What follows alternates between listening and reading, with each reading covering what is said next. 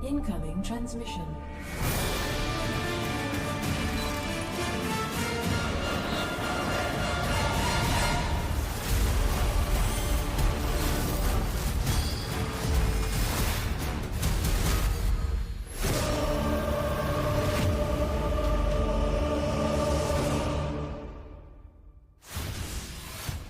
Oh, that's the sound of the GSL Opera opening up our show. What's up, everybody? Welcome to day 2 here of the GSL. It was a very good day 1 here, and it might be an even better day number 2. How you doing, State? I'm feeling pretty good, man. I'm excited to get into these games. You said day number 1 was a lot of fun. Rogue, it seems like he is fully back. I'm really excited to see how he's going to be doing next week. And today we're going to decide which 2 players will be joining him in the round of 8 coming out of Group B. And today's going to be a lot of fun because we're going to get a very big deep dive into TVT and a PVT. Yeah, no Zergs today. We're on a little bit of a Zerg diet right now, and we are going to see, it might be 2 Terrans, it might be a Protoss and a Terran who are going to be advancing here. By the way, guys, this is our schedule. So if you want to join us, we're going to be back on Wednesday and Thursday, and then the semifinals and the finals are all happening on Sunday on the 17th. By the way, you can buy tickets for the semifinals and the finals. That is the only day that you can buy tickets. So if you want to see some live StarCraft 2, it doesn't happen very often anymore in Korea. Go down there and come see us. It's going to be a blast. I cannot wait to cast it for you guys. Yeah. It's going to be a lot of fun. And if you want to support the GSL, your support can make this thing bigger and better. There are a couple of tiers available for you. You can find these on Soup directly. That's the best way to support GSL if you can do it. But if it's more convenient, you can also go to patreon.com/GSL. You get tiers with behind-the-scenes footage. You can see there for Code A and Code S. Big reward. I talk about it in the RSL. I talk about it in GSL. Getting those replays tasteless. Oh my goodness. Folks are spoiled getting replays of players like Hero, players like ByuN, Cure, Rogue. I mean, how special can it be to be able to dive into the game like this? It's an awesome way to support your favorite tournament, support your favorite players, and also get a little bit back to you, too. So we've already reached the 6,000 a month goal here. So the more that is fed into GSL, the more that will be spat back out. That's not the most elegant way I could have put that, but I think you guys get what I'm saying. The higher the benchmarks we get, the more GSL will do. And so you can see the different goals that we've got going there. We're only back here for day 2 of returning to the GSL. So good to be back, by the way. And so, yeah, consider joining us. As you can see, just over 6K. It's a big jump from yesterday, 6K man. Folks. And some change. Folks already supporting the GSL a ton here in Season 1. That's right. So we appreciate the support, guys. Consider signing up. Again, whatever makes sense for you, whether it's through the Soup website or Patreon. Yeah, I'm just glad to be back, man. I mean, I think this is now the 17th year of GSL. Yeah, it started in 2010, didn't it? So that wouldn't make this 17 years. I remember in 2010 watching back when I was still a high school senior, or I had just graduated. Was it 2009 or was it 20? Because I think we had GSL start in the beta of StarCraft. Oh, then it might have been 2009. So StarCraft 2 came out, I think, October 2010. Yeah. Yeah, I think. I could be wrong. But anyways, I mean, 16, 17, you get it. That's a lot.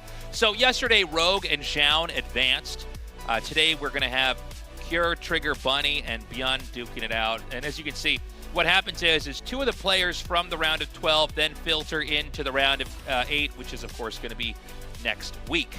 Yeah, today's matchup, Cure versus Trigger to start things off, Bunny versus ByuN. Only 2 of these 4 players is going to advance, and it's a very interesting matchup. Trigger, this might be one of his first ever Code S appearances, but he has been getting bigger and better. We see it in the RSL, we see it in online tournaments. His power level just keeps rising. Ever since he moved out to Korea, he has been improving very rapidly. So for Trigger, only needing to prepare for 1 matchup, PVT, it can be a blessing and a curse because everyone's going to see his styles, everyone's going to see his strategies and the way that he plays, but also for Trigger, the prep here, it's about as simple as you could possibly hope for it to be. I have high hopes for him advancing from today's group. Yeah. Going to be an interesting group here for Trigger being the only Protoss, right? He's got exactly 1 matchup he's got to work out. Obviously, you have to have a pretty big range of play if you're going to come in there and make that work against this many good Terran players. But I kind of like these groups where we don't have all the matchups. I know that might sound weird, right? You think variety is always good, but I also like to explore kind of where certain matchups are really at, right? So we're only going to have 2 matchups today. Terran versus Terran and Terran versus Protoss. Yeah, that's one of my favorite things, too. It's when we just have 2 races represented in a group because you're really going to learn something. I mean, we're going to have, no matter what, a lot of PvT today and a lot of TvT today. Right. And so if you have any questions about that matchup and the current state of the game and the current maps, if you want to learn it, or if you really just enjoy watching the technical aspects of TvT or the explosive aspects of PvT, it's the perfect time to digest it. I think we're going to have some really fun games today. Yeah, I'm excited to get into this. So, as you can see here, we're almost ready to start our first best of 3. Standard GSL groups like we've always had, 5 best of 3s. Our first player is going to be Cure. Yeah, Cure. I mean, one of the best Terran players of all time. If Maru wasn't bored, if we had only Cure here in Korea, people would be arguing whether Cure is the greatest Terran player of all time, because this guy, he's been overshadowed by Maru, but he has always been one of the top players. And for years in the GSL, going back, I want to say at least 6 or 7 years at minimum, it feels like he's always been stopped by Maru in the late runnings, whether it be in the round of 4, whether it be in the finals, whether it be in the round of 8. It's always been Maru who stops Cure's run.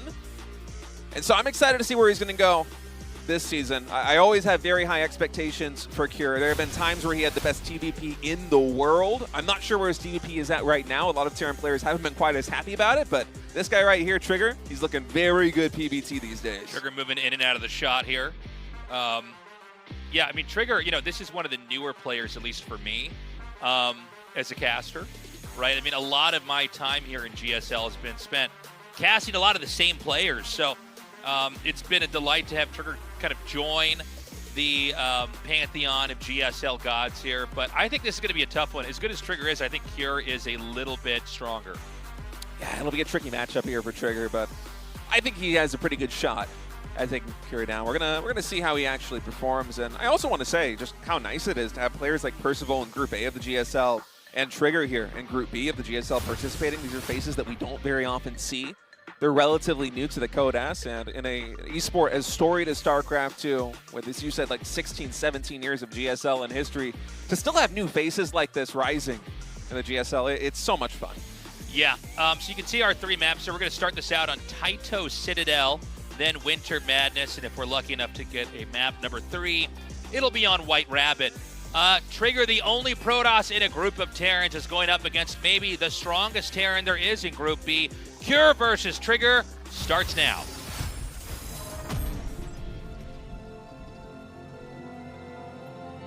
All right, game number 1 on Taito Citadel. Cure spawning on the top left, Trigger down to the bottom right, and we already have a very early SCV out on the map here for Cure. Every time I see this, I gotta go, wait a minute, Tasteless, is it a depot, or is he actually setting this all the way across the map? So he's gonna send this SCV out to throw down the barracks, and it's gonna be pretty close. I think he's gonna put it right here at 6 o'clock. Notably, no second SCV coming just yet. Just going to be the lone barracks proxied here for Cure. And looking at the minimap, it seems like Trigger, his scout, probably not going to spot this location. Instead, just moving right through the center, trying to get the scout of Cure's main base. And with only a 1 barracks proxy, this is most likely just going to be a Reaper. A proxy Reaper play coming in here for Cure, but you still got to be very careful with strategies like this one, especially with double gas coming in. Cure very well could, behind this Reaper, also proxy say, a factory and a starport if you wanted to get very aggressive. So, yeah, this probe's going to come up here. And, obviously he doesn't see the hidden barracks, but you see there is a lack of a barracks. Now, this could always be a fake, right? I mean, I think Makarox is literally one of the oldest terms in the StarCraft 2 jargon that we've ever brought up is, hiding the barracks but actually keeping it close. Now, this isn't that. I think any player that comes in here and scouts and doesn't see that, you never go, well, it could be a Makarox. I think you have to react to this. So, he'll be a little bit tipped off to this. The question is going to be how much damage can it actually do. Now, where the bunker's being placed here, it's hard for the probe to catch it. There is a little bit of RNG about where the SCV goes in this process. You kind of want the SCV to almost skip over the top of the bunker if you can get it to do that. But it's one of the few things in StarCraft you can't really control the outcome of. Oh, it's so low! SCV 2 hits away from going down as the Reaper's now out. Probe's going to try and use the bunker as a wall here against that Reaper, and unfortunately will not be able to stop the SCV from continuing to build that barracks. The first Stalker is getting chrono boosted out, but at least the shield battery starts at the low ground here for Cure. Now is Cure's window to try and get some damage done. Already, Trigger lost that one probe of the natural expansion. One more is going to go down here in the main base, and he actually takes down the Reaper. Some nice control there by Trigger. Oh, that's not the start Cure wanted. SCV Matrix dodging the shot from the Stalker. Oh, that's funny. He's going to send it up. Was there something bugging with the Reaper when it tried to go up? It almost looked like it went along the wall instead of actually jumping there. Kind of a weird moment. Anyways, Command Center started here. We do have a Cyclone being made next. The whole bunker and putting this up here is it's very low cost, very low risk, and it does stop the Protoss from really taking advantage of the second base. But, you know, the bunker's been sold or salvaged or whatever we call it, and now probes are going to the Nexus. This is all happening before the Command Center has finished here on the high ground in the main base of Cure.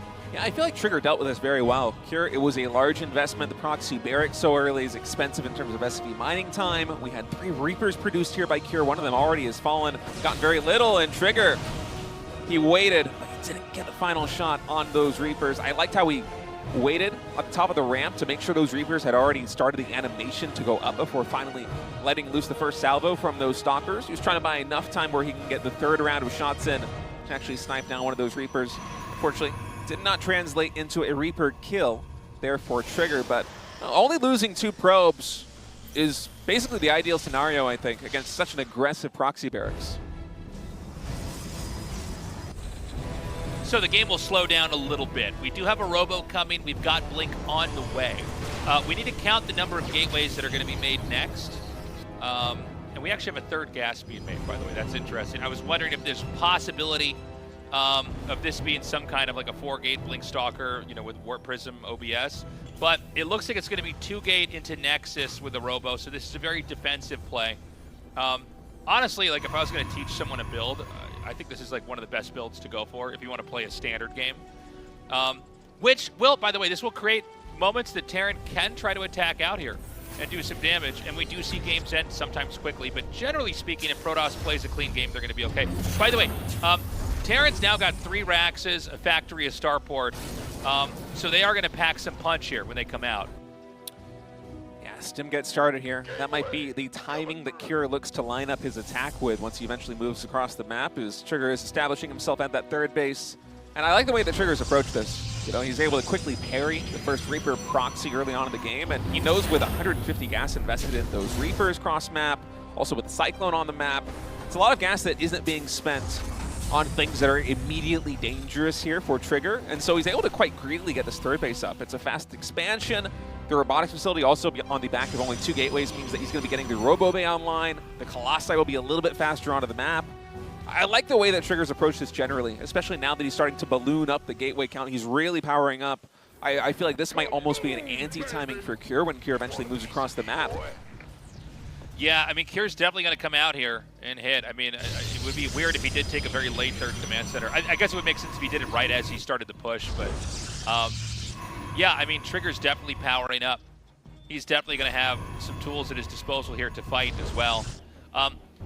You know, a big picture in PvT, we've seen a lot of games where players basically go for, oh, hold on. We got a little engage over here, and it looks like the Stalker shots are kind of scattered.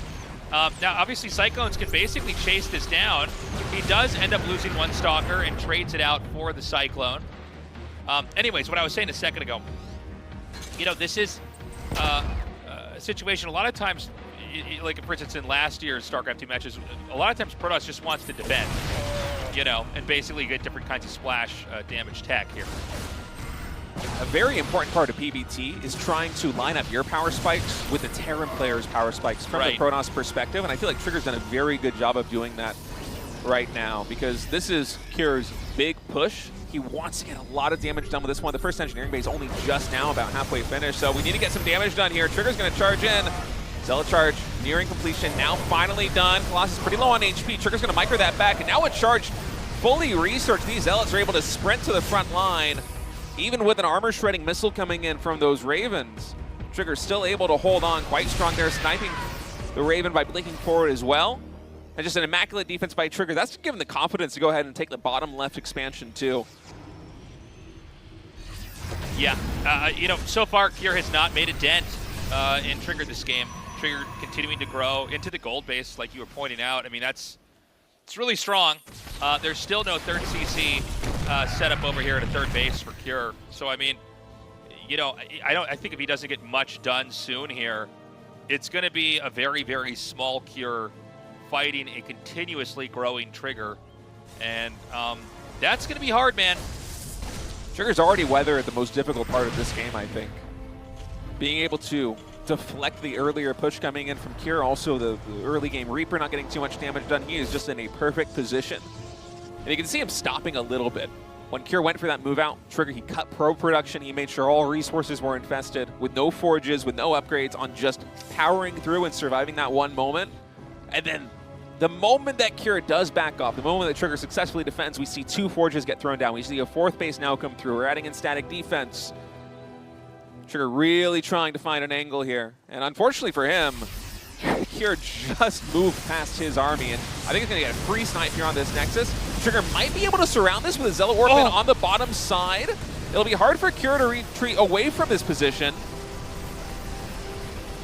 Okay, so he's melting a lot of these Zealots over here. The question is going to be, how much damage can the Colossi do? The Nexus is still alive, and it's kind of being a blocker here from the infantry. Kier is getting chased away. He's looping around. Somehow both these Colossi lived through it. And in one of the more funny army movements we've seen in a StarCraft 2 game in a while, he's going to regroup back up here after making this full circle. Oh, I don't know if Kier can, or if Trigger can take this fight, actually. We don't have any meaty front line here. The Marauders just absolutely shredding through those Stalkers. Guardian Shield going to mitigate some of the damage coming in. Some fancy pickup micro, dodging the Viking shots with the Colossi. All Colossi still surviving to this point. But you see there's no front line. We have to dodge the Marauder shots with Colossus hot pickup. These Colossi solo on HP. Eventually they're going to get cleaned up. By some miracle, Trigger is able to win this fight. Dude, that was crazy because that so looked bad for him for the first half of that fight. Like, he had the most god-tier Warp Prism Colossus juggles I have seen. That was incredible.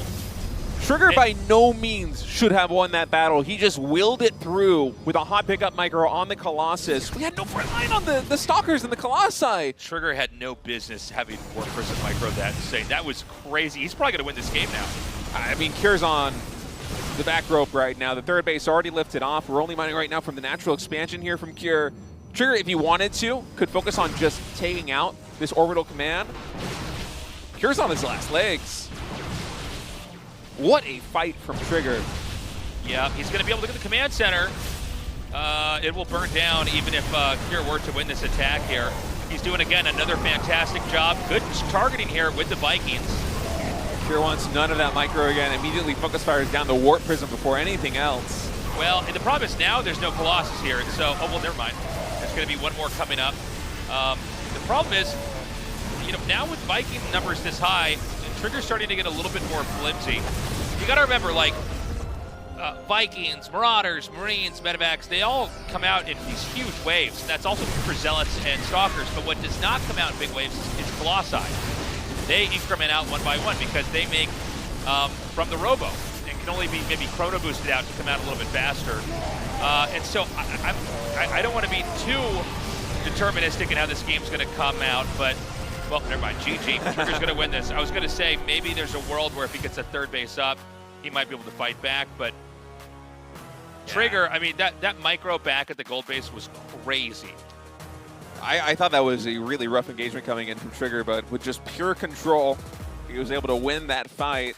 You can see a little bit of a shake of the head there from Trigger. I think he knows that it wasn't an ideal scenario for him, especially as you said when he was pushing into the natural expansion, but when you're on 4 bases the way that Trigger was, I mean, he's just overpowering with pure numbers, right? The trades might be cost efficient for Kier, the fights might not be that good for Trigger, but at the end of the day, Trigger simply just has too much.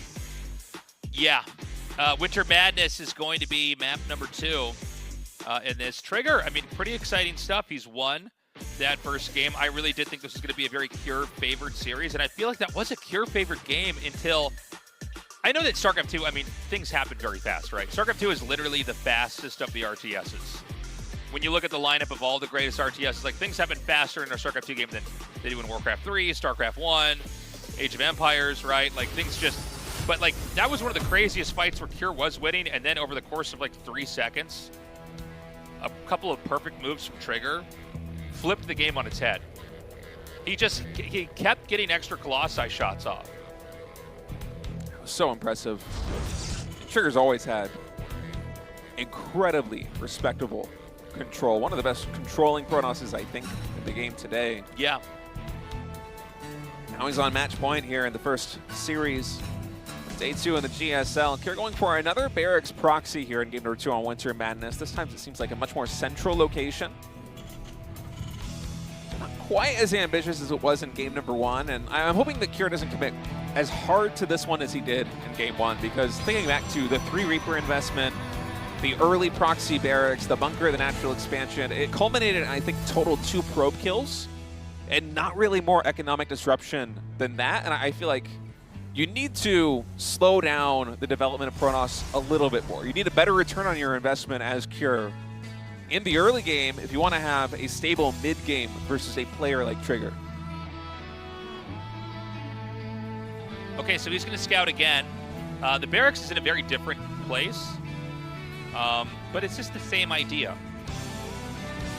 Okay, so he's going to make a Marine. He's going to make a second barracks down here. Might be a factory, actually. Oh, yeah. Already okay. 100 gas. It could be like that, like proxy 111 or something. I like this mix-up coming in from Cure. From Trigger's perspective, scouting the main base, seeing both gas and seeing no barracks, this looks identical to the same way. Yeah. Identical to the build of the previous game from Cure, but this is something very different. Yeah, there's a whole art to pairing build orders in a series where like the decisions that happen in the first game can make it look like it's the same thing happening again. And every once in a while you get a really good player who will do literally the same strategy again because at the highest level they're like, oh, you're trying to trick me. This must be another variation of something. Because no good player would do that, right? It's like the counterintuitive play is actually the smartest move. And I think it's going to be especially tricky for Trigger here because he's now seeing a Marine come in from the natural expansion, so and he might be thinking it's a Makarax, as you said in game number 1. No Reaper, a Marine in the natural expansion. Trigger has no idea. Just like these build orders pair nicely together, it's like our casting pairs nicely with the next game. Oh, Trigger, it seems like he's finally going to scout this. Oh, wow. Sees okay. the barracks, the factory. We do have a starport being built as well. That starport is not scouted here by Trigger, but he's already got the gist of what is going on. Yeah, so the way this works, Terran like needs to end the game right away. This is not a lot of these games you see like they kill a couple probes and then they float their buildings back. This is not one of those games. You have literally 2 add-ons right now sitting out on the map. And these other Marines could not spawn fast enough. Dude, Trigger shaving off these Marines, this is big. Getting a lot of damage done. We'll see what the first starport units will be. It is going to be a medevac, so there will be some healing coming in for a Cure. But this is a precarious position right now, especially with Trigger fully aware of what is going on. Cure's going to have one big shove with this push because, as you said, it's not a transition. There's no transitioning from this. Even the second barracks is being built here in the center of the map. This one SCV working overtime. Oh, right when he unsieges too. Can he actually get the Marine? He gets into the Marine. Okay, so you gotta remember, every Marine is super important here. Good juggling. Cure swaps that out with some hull damage onto the Stalkers. And this is gonna, I mean, even a few extra shots on a few Marines, and even forcing a couple extra heals out on a medevac is big here. It's all going to come down. I'm not trying to oversell push. this. Yeah, it's all going to come down to like how much damage can be optimized here. And by the way, he's got a second Rax here.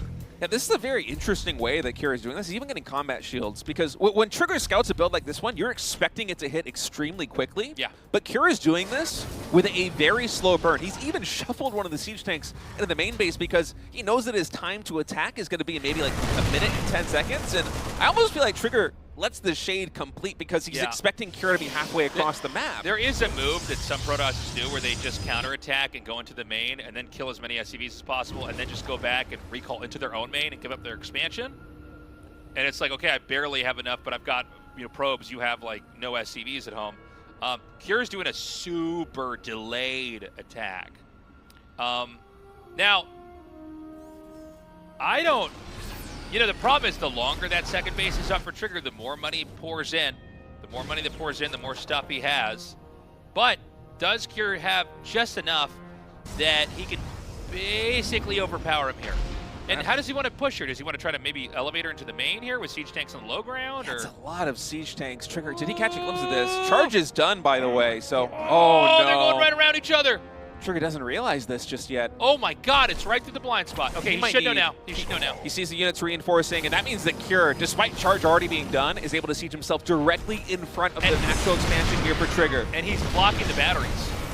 Okay, we got the attack coming in here. Is there enough for Trigger? I think there might be. The fact that we don't have any SCV pull with a push like this one means that there isn't much of a meat shield here for the Marines and the siege tanks, and which basically just pure zealots. Trigger is able to clean this up for free. Okay. I think the game is effectively over. Cure can't get done. anything out of this production anymore. The moment the zealots get on top of this. I think you got to pull workers with this. I think he thought he was going to have like a slow push, but no, this is not good. This is bad, man. It's like watching a Zergling circle. Yeah, right. On a group of Funny stalkers. thing is, like, you know, you can't even pick your whole army up without having to lose some of it first. I think we've got seconds left in this game, State. Wow. I mean, Trigger with the correct adjustment. Kira, the build that he went for with his slow burn, I think that he was hoping that Trigger would overcompensate either with static defense or by delaying tech to stop an attack that would happen very quickly. But Trigger navigated himself through that build so well. He chrono boosted out charge as quickly as possible. He recognized the potential of a slow burn build coming in by Cure, and that was just the perfect adjustment. It was really good. I find it very interesting what Cure did back there, where he got spotted, and so he just kind of delayed the push. Did Trigger cut probes? He definitely did, but he built more than you would expect him to. Yeah. I think the natural expansion, I didn't actually see what the full probe count was, but it's about half saturated, so maybe like 40% more mineral income than Cure was getting. I mean, that's enough over the course of minutes, that as long as you navigate your army composition correctly there as Trigger, despite the fact that Cure was able to get all the way to the natural expansion and siege up, Trigger still just had so much he could power through. Crazy game. Well, guys, that's it. Trigger wins that one 2-0. We're going to take a short break. When we return, our next best of three.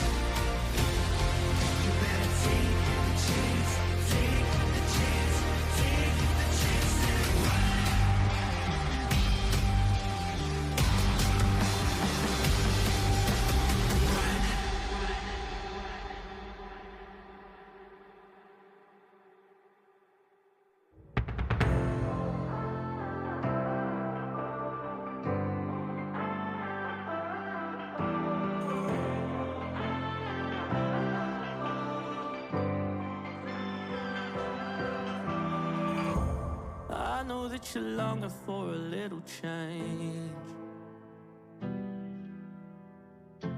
a bit of something different in a different place. somewhere the grass is greener. Call it a spiritual healer. I hear you, darling, I feel you.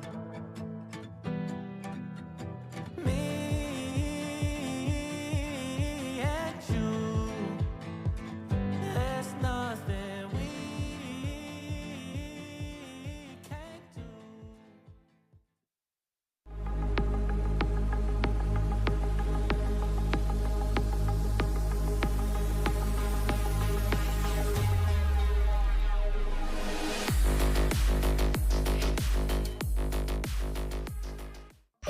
GSL Season 1.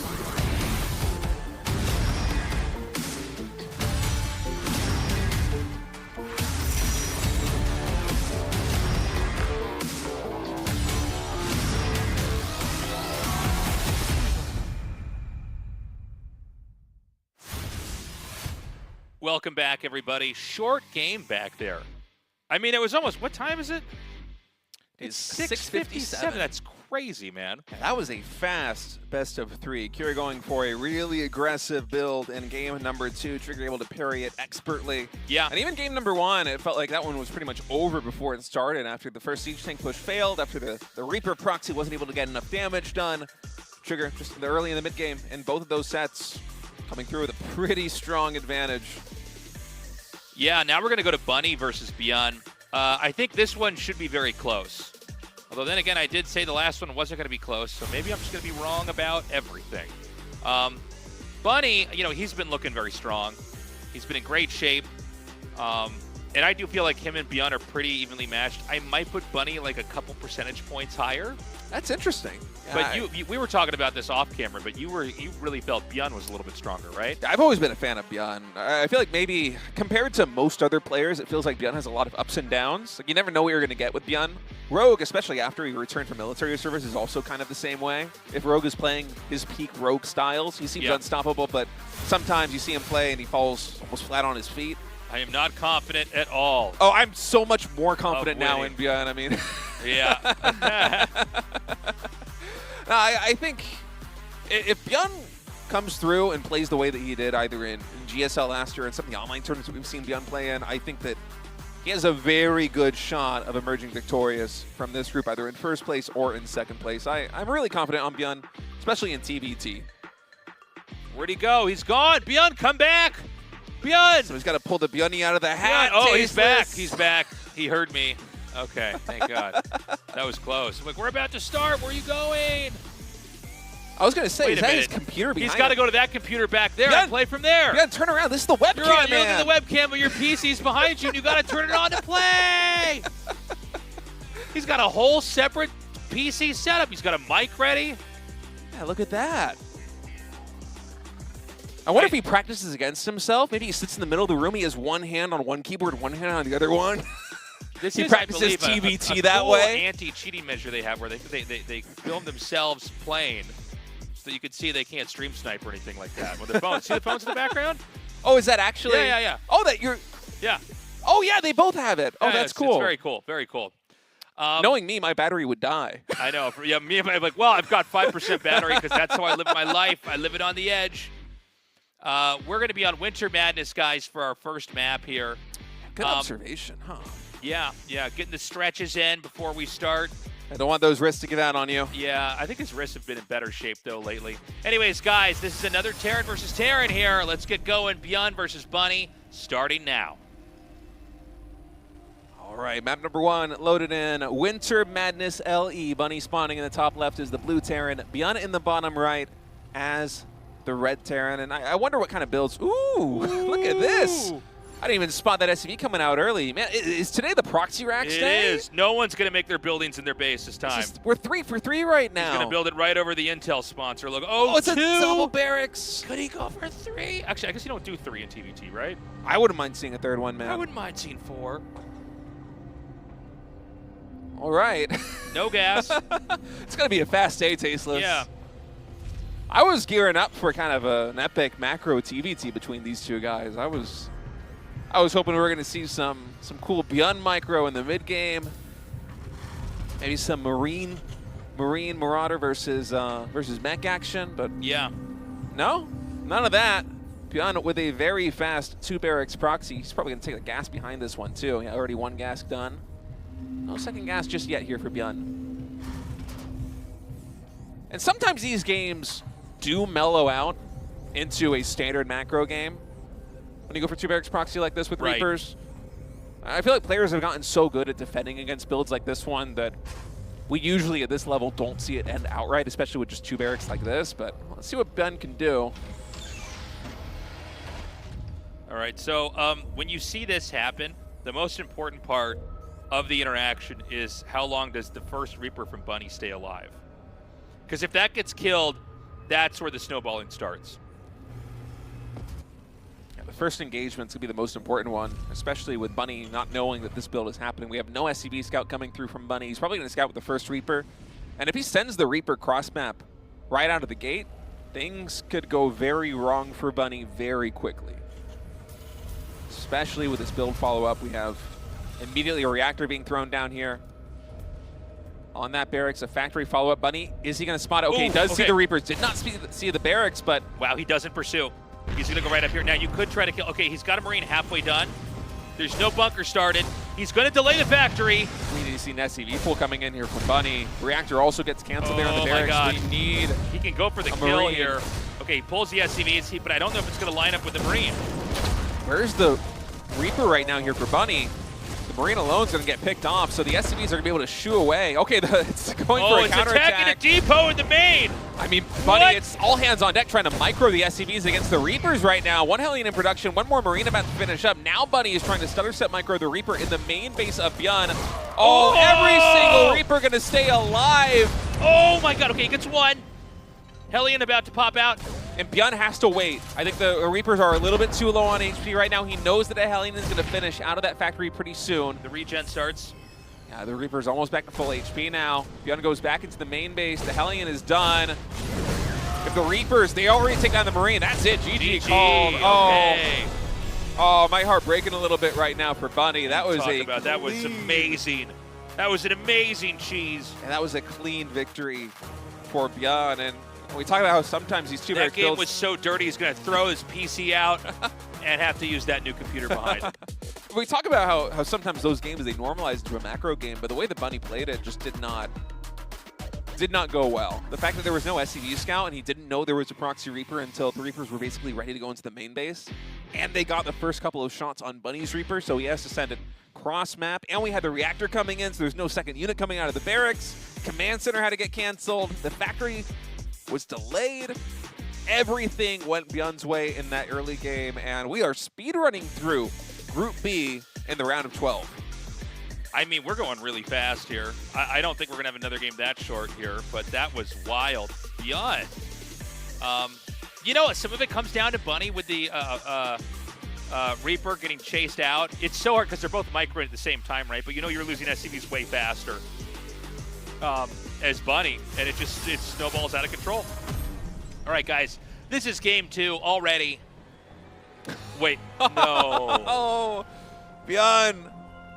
Proxy barracks again. We are 4 for 4 with the proxy barracks so far. Is he sending 2 though? No. Second one is coming now. Oh yeah, he is going to send 2. Wow. Why not? Why not? I mean, it's a little bit of a mind game here in a TVT, right? I feel like as Bunny, you're not really expecting ByuN to do the same build twice in a row. Yeah. Now, are we going to have any deviations in the way that Bunny plays this? Because if he goes for the same build that he did last time, especially with no SCV scout, I think we're going to see the same result. If it's 1 Reaper into a reactor with a command center on the high ground, with a factory getting produced, yeah, things can be very dangerous, especially with how aggressive this placement is. Yeah, it's very ByuN. It's like the same build, but it's going to hit a little bit faster. And if Bunny were to build the Reaper and then immediately send it cross map, I'm pretty sure that it would fly past these 2 barracks. I don't think it does. I think it would jump down here, but usually you don't do that in a TVT. Usually you would look for a proxy with the first Reaper if you do what Bunny's doing. Okay, SCV not going to spot this. Okay. So, you know, it really, I feel like I'm casting the same game again here. We kind of are. But I'll just say it again. It's all about that first interaction. Where does the Reaper go? Does it live? for Bunny's sake, because there is a world where you hold on, but you have to accumulate enough to where you can sustain and not just bleed out SCVs. And you always wait for 3 Reapers, because 3 is enough where it just, the fight goes so fast and just kills that. Bunny scouts the main base of ByuN, sees no barracks. Immediately a bunker is thrown down here. In fact, 2 bunkers on the high ground here for Bunny. And I think bunkers plus a couple of SCVs getting pulled provide a shield for the initial Reaper of Bunny should be enough. Well, yeah, he doesn't have anywhere else to jump up, right? Those bunkers mostly completed now. Reaper and a Marine already done here for Bunny. ByuN wants to stop the Reaper, or the Marine, excuse me, from getting into the bunker, but... So this is over now, right? Yeah, ByuN's going to have to transition out of this. He can get to work on these depots, though. This is a bit of a tricky situation for Bunny. It's going to be very expensive to rebuild both depots, so he's actually going to pull some SCVs and try and repair, but you got to be careful. Again, those Marines, they're not going to regenerate HP the same way that ByuN's Reapers will.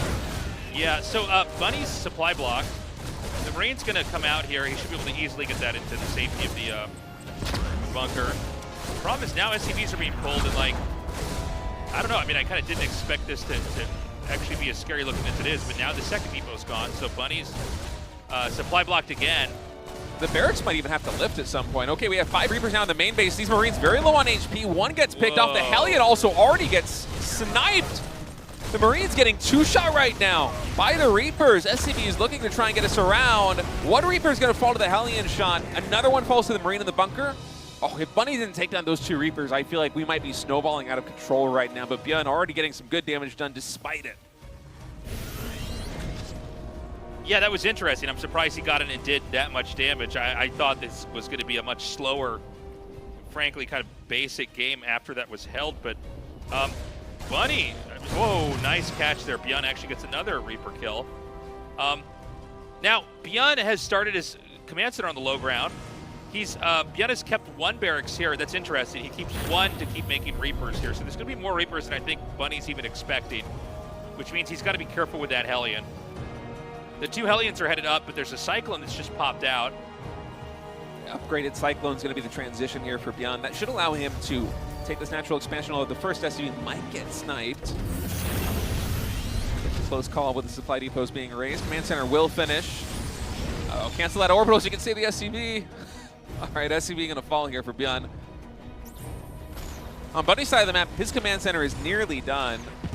But ByuN, with this early game Reaper harassment, has already been able to eke out a bit of an advantage. Oh, and I like this move with a 1 barracks. I mean, it's cheaper than a scan, and it's going to provide the vision for the Reapers to actually get in here. He knows the coast is clear. Oh my God. ByuN is getting so much more damage done, Tasteless. This is so many kills on the SCV. It's already up to 7. And, the Marines, they actually, oh wow. My God, what is going on? What's going on? What time is it? It's 7:10.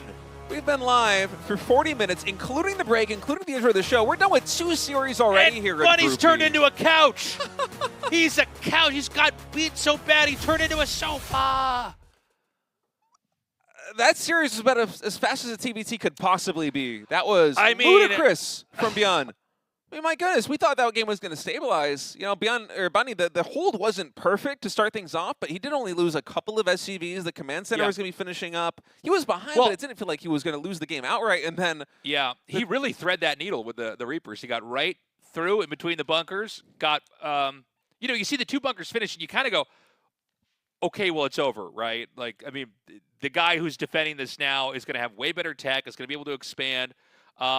Not just the initial moment he got in there and got that damage off, but the fact that then he got back in with the Reapers. Anyways, guys, we're going to take a short break. We come back, the winner's match already here.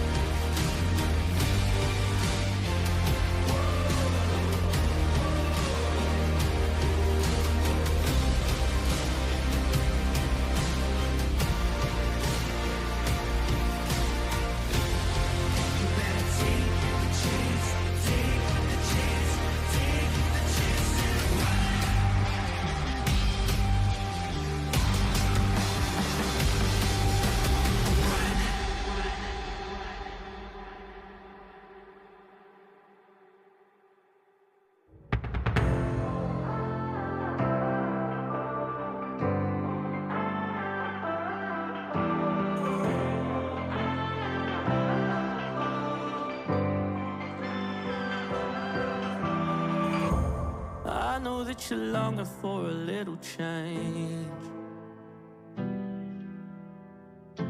a bit of something different in a different place, somewhere the grass is greener. Call it a spiritual healer. I hear you, darling, I feel ya. Me and you, there's nothing we can't do together.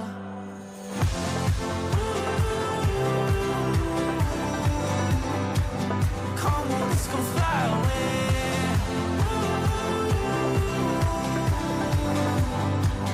Find a beautiful escape. With the wind on our backs, we'll be going so fast.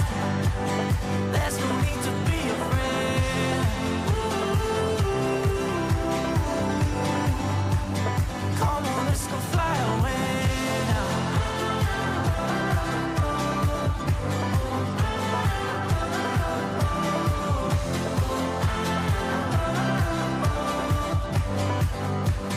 Come on, let's go fly away.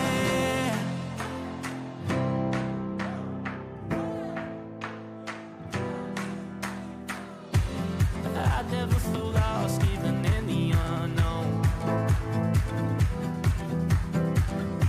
'Cause when I'm with you, yeah, it feels like home. Feels like home. Me and you, there's nothing we can't do together.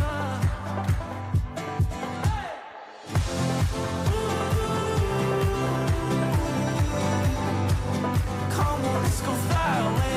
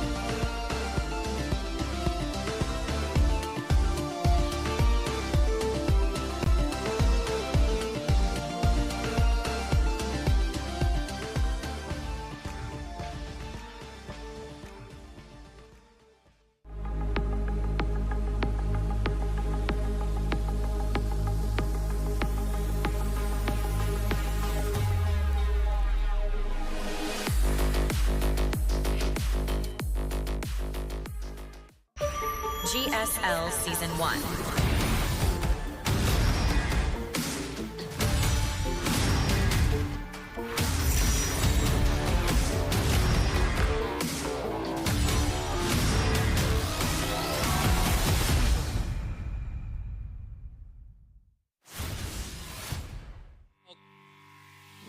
Welcome back, everybody. We're already in the winners match. This is crazy. Yeah, it feels like it's been one of the fastest starts of any GSL day ever. Not only are Literally. these 2-0s, but the games have been so quick. We've had a proxy barracks in every game so far, Tasteless. Every God, game. you're right. Yeah, that's actually 4 for 4. that's when you say it like that. That's so crazy. Trigger vs. ByuN is coming up next. I don't think this one has to be short, though. I don't see any reason. Trigger, first of all, played a defensive game against Cure and won. ByuN, I think that was very much I know how Bunny plays, and I am just going to come here and shiv him before this game really gets going. Yeah, that was a brutal series between ByuN and Bunny. ByuN going for the back-to-back proxy, double Reaper, winning both games on the back of that build. And I wonder if we're going to see the same aggression coming out from ByuN, because if ByuN wants to play super cheesy and aggressive, you can do that in TVP as well. There are a ton of one-base builds. We saw Cure try a couple of those in his series. You can go for a proxy barracks again. You can go for a proxy factory. Is ByuN going to go for another aggressive opening, or will he play for the longer macro game? We're about to find out. Set number 1 on Winter Madness, loading in Trigger versus ByuN in the winners match of Group B.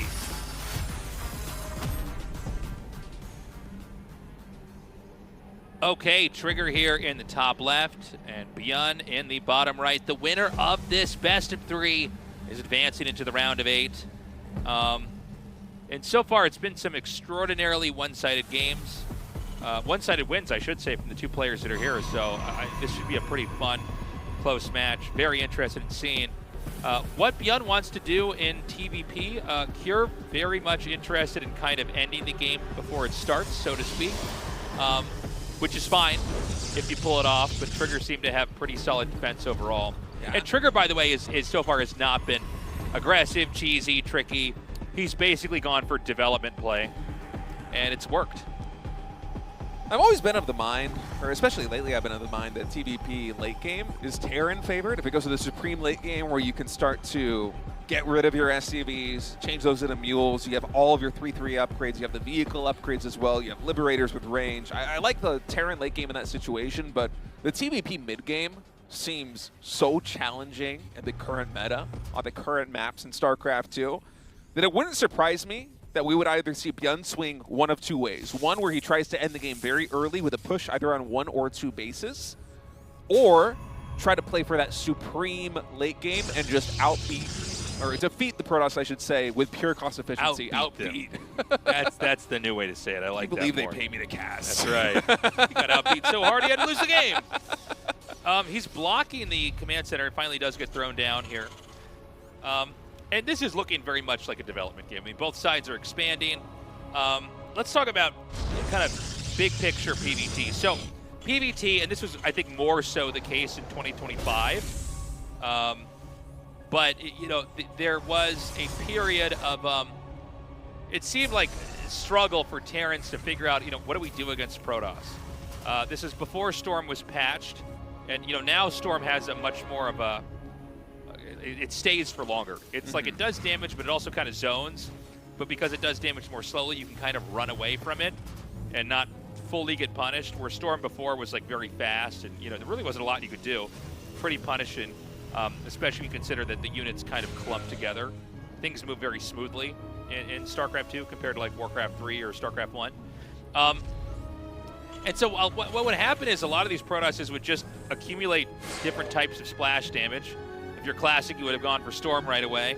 If you were some of these other Protosses, you would have gone for Colossus and other stuff, but you basically start to get a couple different types of splash damage. And Terran really has a hard time attacking it, or had a hard time, I should say.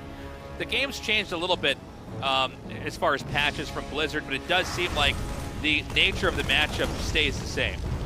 That it is one where it's very, very tough to actually kill the Protoss if the game's been on for long enough, which is probably why we've seen some aggressive plays from Cure, even though they backfired and blew up in his face. Yeah, the mid game has been really dominant with the current style of low gas PBT, where Protoss players will stay on either 2 or 3 Vesping geysers while they expand across the map, and effectively you try to trade out minerals in terms of zealots while retaining your blink stalkers, while retaining your range damage such as Colossi or Immortals, whatever you want to go for. It allows Protoss to very easily leverage map control with warp prisms and with warp gates while also expanding across the map quite speedily. And unless you're able to get past that hurdle as Terran into the late game where you can secure 4 or 5 bases, you get all the Vesping geysers, you can finally unlock the true potential of the Terran army. Until that stage, it is really a struggle to survive and also slow the growth of the Protoss, because sometimes even if you try to play the defensive game as Terran, eventually Protoss just gets so big so fast they overpower you. Right. So he drops over here, takes out the pylon. Not bad. And he's going to send these Hellions in. Oh, ByuN is looking so good today. This is an old TV2 screens move right here. I like this move coming in by ByuN. Oh my god, he's already up to 5. He's going to get some more here. Oh, he's going to get a lot more. No shield battery here in the main base. Double-digit probes already following in the main. Keep in mind, there's also the medevac that could go into the natural expansion. Said ByuN just keeping that alive for now, and I mean, why wouldn't you? 3 Hellions trading for 11 probes is a huge win. I didn't actually see there's no third CC, right?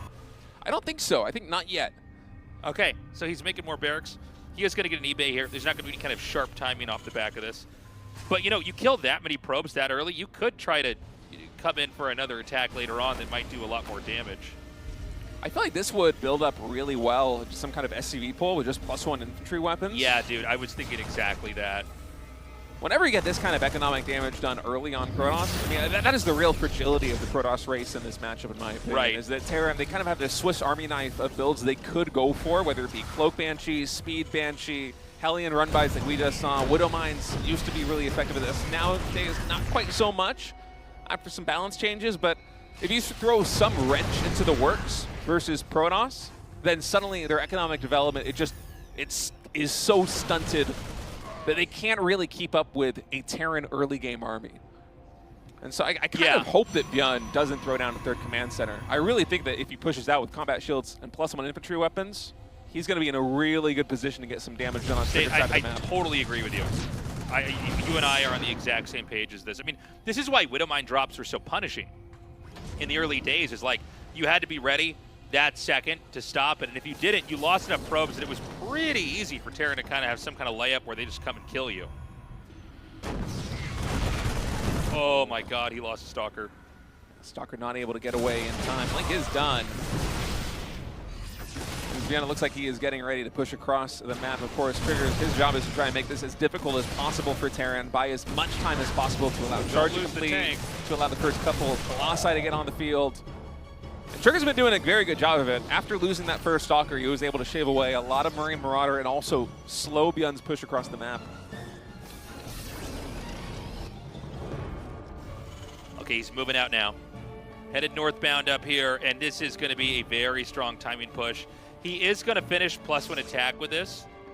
And he is going to have a 3rd command center. I mean, you don't have to all in. I want to be clear. Just because you have a sharp timing attack does not mean you're all inning. Yeah, a lot of this is just because his little tactical maneuver did so much damage. Oh, but Trigger's going to catch ByuN unsieged. Colossus also coming in from the high ground. The Zealot's getting a perfect angle of attack right now. There is enough bio here for ByuN to stabilize, but losing all of the siege tanks really minimizes. It really hinders the potential here for ByuN to actually get some damage done by slowly pushing into either the natural expansion or the 3rd. I feel like this army just got kneecapped. So ByuN, instead, he's going to pivot and try and get some drop harassment done instead. Use the mobility of the bio. Now the siege tank's frontal aggression power is mostly gone. He's getting a couple of probes here. The trade out with the bio isn't spectacular, but I think ByuN behind this is setting up for an attack at the 3rd base. Yeah, ByuN's not done. He's got a lot of reinforcements coming in here. Trigger is doing a really good job of holding, but he still could fall here. We got to watch the Colossi very closely. Let's not forget he had some of the best Colossi micro we've ever seen earlier on here in this group. Ah! Another warp, or another Stalker, I should say, getting taken out by that Widow Mine. ByuN once again dropping in the natural expansion. Oh, it's actually going to be the Raven coming through. Uh-oh. This is a really awkward moment. It's like I- neither of them know they're walking by each other for a second here. I can't believe that Trigger's moving across the map with this army right now. 2 Colossi, just a couple Stalkers. There's no Warp Prism, no Micro Colossi. The army's just got deleted. What is this move out? I don't understand that at all, Tasteless. I mean, I don't. That if there was a move, he should not have done it. It should have been to try to move across the map like that. I don't know if he thought he had killed off enough that maybe he should try to run back out and you know, try to hit the third. But the problem is, you know, once you start to drop the Colossi, the game gets really, really hard, right? Because now there's Vikings. And by the way, there's always going to be more Vikings if there's going to be Colossi here. And eventually you get enough Vikings and you just mute whatever the Colossus can do because they just run in there and kill it. You're happy to throw Vikings away just to kill the Colossus. Oh my god, even the Marauders are getting some hits in over here. I think this game might be over. I think ByuN is up so close to winning. I think you're right. He hasn't gone for the kill just yet, but like 2 more Vikings. And then look, the second reactor's on here, so it's going to be 4 Vikings at a time. Yeah, Trigger, I feel like his army just doesn't have the firepower anymore after losing those 2 Colossi basically for free. Armor Shredding Missile going to add insult to injury right now. These Zealots can no longer tank for the army. You can see the Marauders and the Marines just absolutely chewing through them. The 1 Colossi getting taken out by these Vikings. No Warp Prism to micro it. ByuN for now, he is going to be microing back, but okay, yeah, now he realizes he just has overwhelming numbers. Stutter stepping forward. Damn. Yeah, I think that's going to be it. That's going to be it. Again, you cannot. The most important thing, if you're going to do Colossus tech on 3 bases, is to keep the Colossus alive until you have enough, right? Because once you lose a couple of them, it's really easy for the Vikings to just come in there and kamikaze on top of them. So we're going to see GG in a second. ByuN's reinforcements continuing to come in here. ByuN, by the way, on absolute fire today. There it is. ByuN taking game number 1. Honestly, everything ByuN tried worked. Yeah, I like the initial move from Trigger.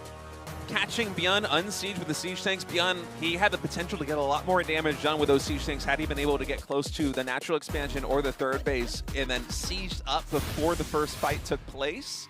And that was a really good win for Trigger, but then it felt like he might have got a little bit overconfident with an army, which frankly just didn't have a lot of sustain. There were very few Zealots. There's only a handful of Stalkers with it. I mean, Trigger was able to pull the rabbit out of the hat in game, I think 1 or 2 versus Cure earlier on with a Warp Prism micro.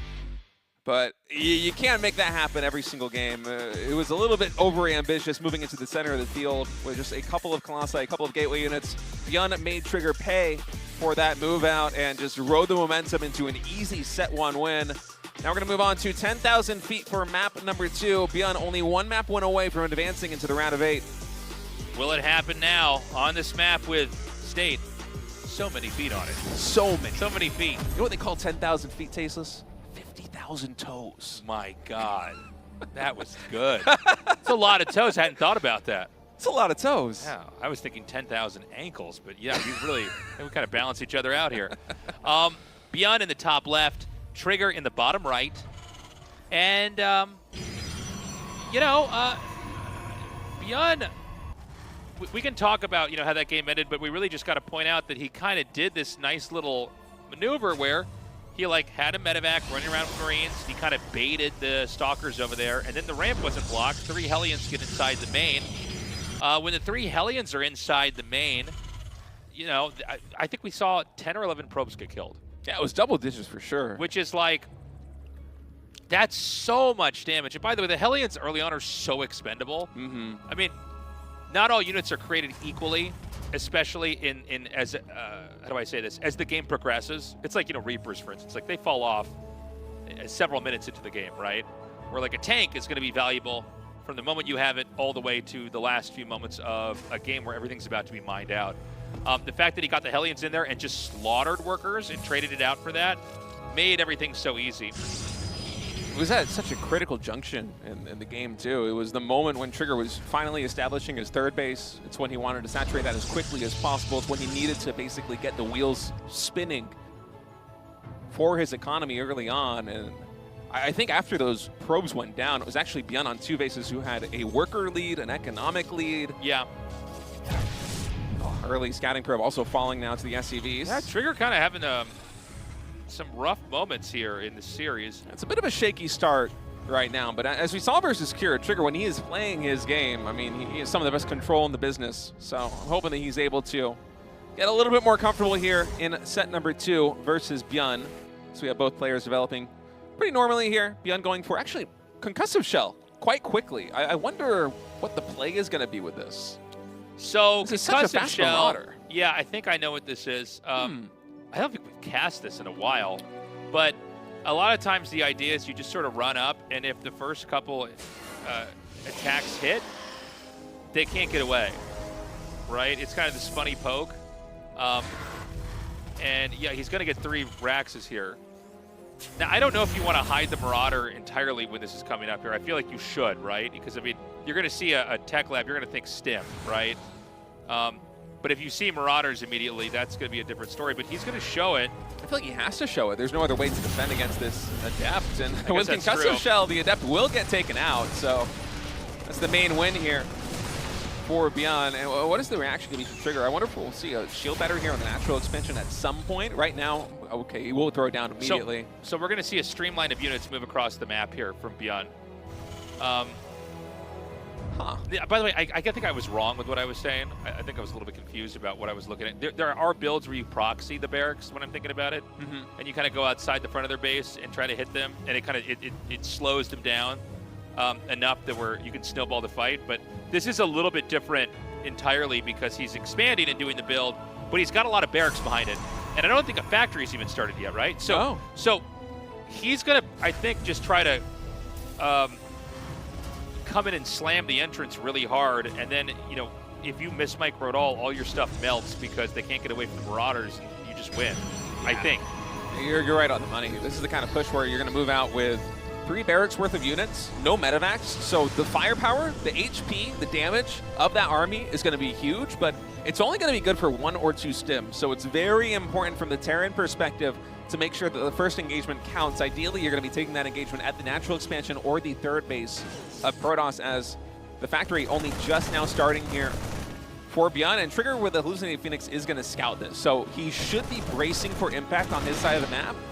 I'm not sure how many gateways we have up. Obviously, there's 2 more done. I think it might be 3 in total right now here for Trigger, and he basically cannot miss warp-ins. You need to continuously warp in. Even some sentries right now for Force Field and Guardian Shield, I wouldn't mind to see. Some Zealots being added in to absorb the damage of the Marauders could be huge, because this 3rd base is likely going to go down, and if Trigger's not safe or not careful, he might take a lot of damage to the natural too. This is where most of the production is for Protoss. 2 of the 3 gateways and the Robo are in the natural expansion. Yeah, he's doing so much damage here. I don't know if the micro is really going to be here. He's going to take out the sentry. Now remember, there's no medevac here, okay? And that is a problem because you don't have any heal. You don't have any escape either. And so I think he's going to hold on. Now he's trickling more units out of his base. He's getting the factory. He's getting the starport. I was almost expecting ByuN to wait until he had a little bit more mass before going for that push. I expected it to be hitting at a timing with +1 infantry weapons as opposed to just waiting for stim to be done, but yeah, ByuN hitting at a bit of an awkward moment there for Trigger. So Trigger's going to be safe on 3 bases. And ByuN's going to stem forward and try and get some damage done. Of course, with Concussive Shell on 1 Marauder, he should be able to take down at least 1 of these Stalkers. Can he get a second one? I think with Blink off cooldown, Trigger should be safe to reach root away. And again, with no medevacs, you cannot continue to stim and chase. Right. Again, a very different way to approach the matchup. That being said, I mean, did this really do a whole lot? I don't feel like it did. No, I think that had ByuN waited until +1 infantry weapons was done, yeah, he should have been able to take down the 3rd base. I think so, in my opinion. And don't get me wrong, the trade was very cost efficient for ByuN, and that isn't the end of the power spike. He's able to retain a lot of units. Once these first 2 medevacs are on the field, Trigger will have a very hard time dealing with this army because the next push is going to come with +1 infantry weapons and before charge is done. We have no splash damage here for Protoss, so I think ByuN, the build is still starting to build up for one key moment, and that moment is almost upon us. Okay. He is going to slowly push in here. Do we have, I actually honestly, we've been looking at what Terran's doing. What exactly does Protoss have? Just this army. Okay, There's so no it's Robe units. It's just tier 1 stuff. Oh man, I don't know. I think that everything is just going to start to melt here, and he's going to be on top of the Robo. Oh, it's already unpowered. The probes are pulled. this game, I think, is over. Another shield battery is going to finish up. Photon Cannon might provide enough damage to survive for a moment here for Trigger, but I mean, just look at the supply. It's already 45 workers here for Trigger. He's lost the entire mineral line of the natural expansion. Half the production is unpowered. We only have a couple of gateways to warp in right now as Trigger. He will survive this push, but he is going to be limping into the next few moments of this game. And ByuN on his side of the map, he is continuing to power up with another command center finishing, +1 infantry weapons or armor. Yeah. Nearly done. More barracks in production. Did the pylon finish in the robo? No. Oh, he's got one below it, but the thing is, I think that you could basically set up and deny this again. I mean, it's a little bit closer than I thought, but yeah, we have to see if this Colossus can come out. That's basically what we're all kind of waiting on here. The cannon's going to go down. The battery is depleted. Oh, he's going to target. He's going for the pylon again. How many times has this robo been unpowered? The entire production right now nearly offline here for Trigger. Does he have enough to push back this army? It seems like with charge, he might just barely survive. And so this game can continue on. Trigger is down double-digit workers right now. It is 64 SCVs to 53 probes. With Chrono Boost, I think Trigger might be able to close that gap in just the next couple of minutes. But this is a very tough position for Trigger. He might be alive, but he is not thriving right now. Yeah. I mean, Trigger's barely hanging on by a thread here. The problem is the reinforcements are looking pretty robust. We've got Terran on 3 bases, more money coming in than ever before. Let's not forget, Trigger lost, I think, literally 20 probes. Like 19 at the Natural, I think one more got killed with that Marauder dropping in and out of the medevac here. Even though Colossi are in the game, he should have had 3 or 4 by now, for some perspective. So he's just now got the first Colossus out. The second one is just now coming up here. There are a lot of Zealots, which is one thing that's very fortunate for him. I love the counterattack, but you can see that ByuN is ready. ByuN throwing down a 4th command center as well. Should ByuN decide to go into a late game scenario, this is absolutely the kind of advantage that you can leverage into unlocking 3-3 bio with range liberators going into heavy ghosts. Should you want to play that long macro game, but knowing ByuN, knowing what an aggressive player he is, I feel like we're going to be seeing another timing coming in from Terran in just the next couple of moments. Okay, so a scan down here. And, Trigger's continuing to grow. 130 supply to 150. And, it's all going to come down to if Trigger has God tier defense. We don't have a lot of Vikings. We only have 2 out. So, it's not like he's got 4 or 6. The kiting's looking pretty insane. Kiting's really good for ByuN. Trigger is catching him in siege. The moment these Zealots dissipate, it's going to be a big problem here for Trigger, especially with this Colossi in the front. Will there be enough bio for ByuN to actually push through? It seems like there was just enough Zealots for Trigger to be able to survive the brunt of that engagement. And now you see the Zealots. There's only 1 left with this army, so Trigger's going to back off. This is exactly what you want to do as Protoss. You want to fight until your front line of Zealots is gone, and then you back off, you recharge, you wait until the next round of Zealots is there, and then you can fight again. Okay, he's going to come. I don't know if Trigger should be here, man. I'm glad that he's holding stuff up. I don't think you want to attack in here. He's got to be really careful with isolated Colossi. And meandering on the map. I think Trigger knows that he's up against the ropes right now. Yeah. After that initial push, and so he's trying to take the most cost-efficient trades he possibly can, because if he can catch ByuN in an unexpected way in the middle of the map, he can take favorable engagements like he just did, where he's able to shave off a lot of bio. And even though the Terran economy is better, as long as Trigger is keeping the army from spiraling out of control, from getting too large too fast, Trigger can still keep pace with it. Do we have the second starport yet? I think we do, yeah. 3 Vikings being produced at a time. So actually, both reactor, too. Yeah, so we can have up to 4 here. Well, yeah, I mean, I guess you could go either way depending on how the pairing is and who gets the jump on who. I still much prefer ByuN's position right now. 80 workers, 80 SCVs on 4 bases to the 65 probes of Trigger. And I think Trigger's doing a very smart thing, not rebuilding too many probes. He knows that he needs to invest everything in the army right now, so he is just saturating the bases enough to keep going. He's not overextending in terms of economy. Instead, he is just trying to build the most powerful army he can in the shortest amount of time that he can. This is not Trigger looking for some really long late game with a big booming economy. It's him looking for a fight right now as he pushes in again, and he catches ByuN once more unexpectedly in the center of the map. Beautiful engage here. Look at the fake Colossi. However, he's going to be able to target down the real one. I can't quite tell. Okay, there was actually a big win on the ground over there. It was hard to tell, who was Terran, who was Protoss for a second there for me. So he kills all the Colossi off, but there's a huge ground army coming here. And it looks like we're going to have Zealots get trickled up to the top, but there's a planetary there, so that's going to get shut down. Zealot's going to back off for now. And Trigger, whenever you lose all of the critical DPS units, such as Colossi, and especially in a game like this one with no Psionic Storm, you really want to fight in small numbers as best you possibly can, because the moment that ByuN is able to reach a critical mass of bio, suddenly we're not going to see the same kind of engagements come in from Trigger, because you won't be able to get the surface area with the Zealots to really get a lot of damage done. Trigger wants fights with small armies like this. He's going to push in again. No energy for Guardian Shield this time. Zealots dissipating, but another round comes in. Is there enough here for Trigger to push through? I don't know. I mean, there's a lot that you can kind of retreat through.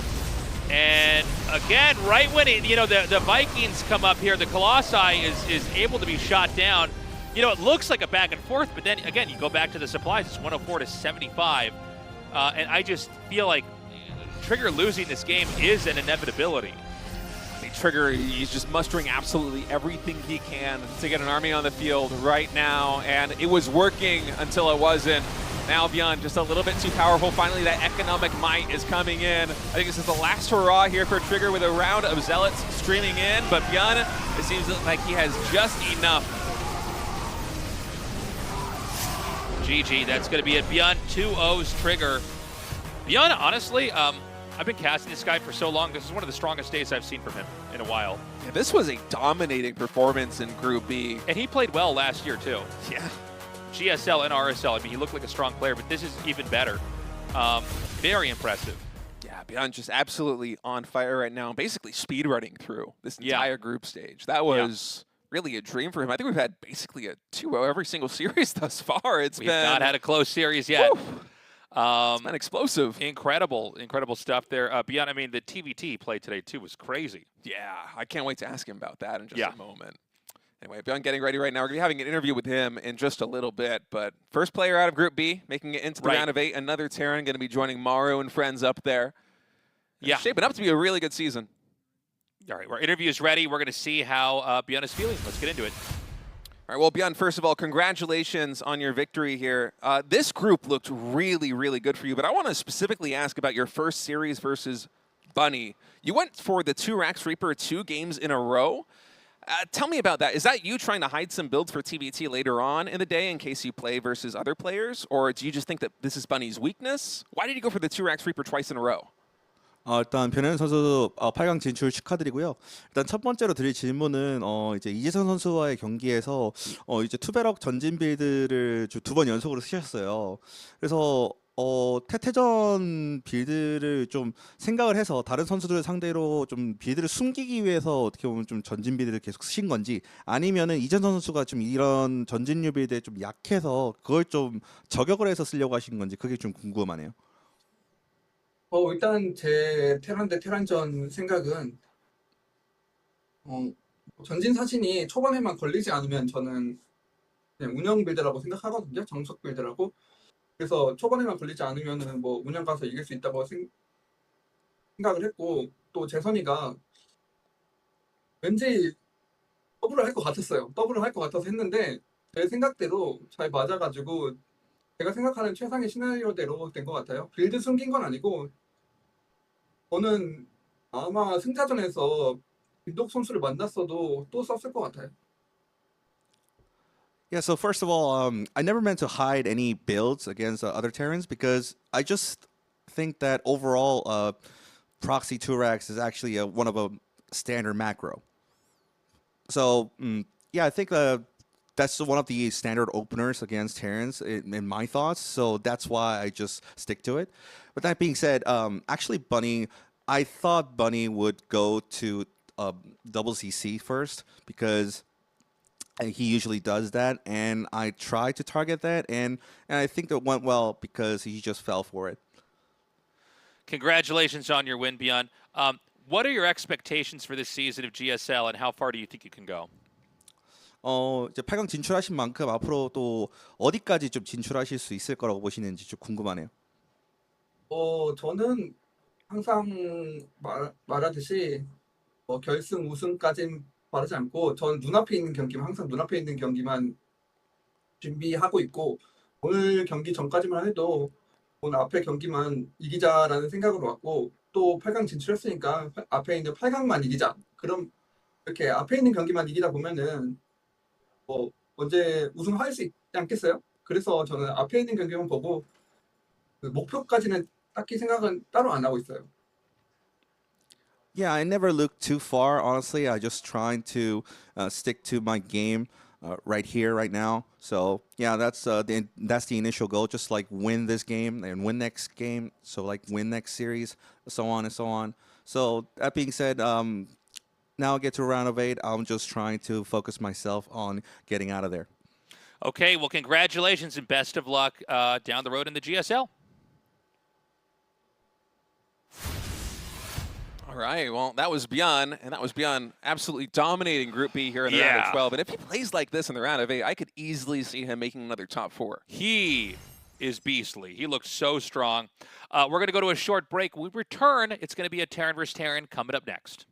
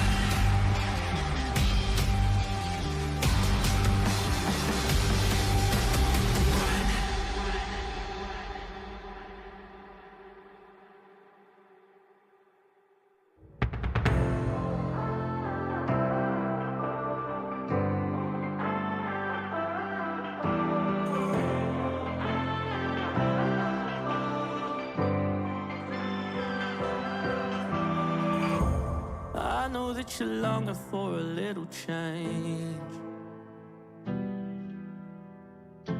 a bit of something different in a different place,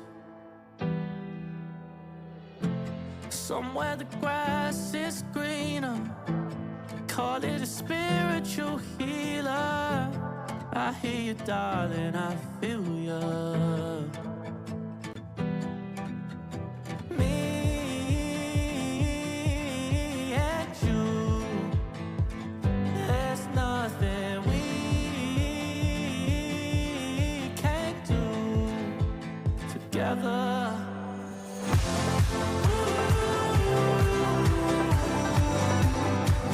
Come on, let's go fly away.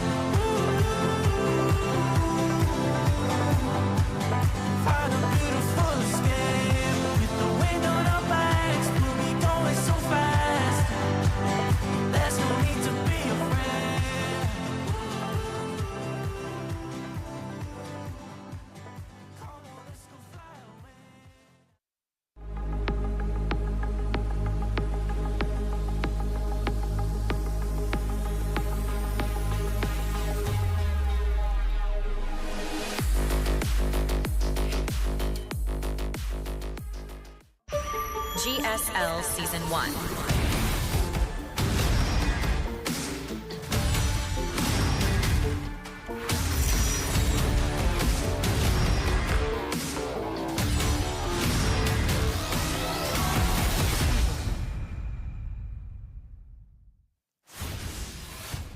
Hello, everybody. Welcome back to the GSL.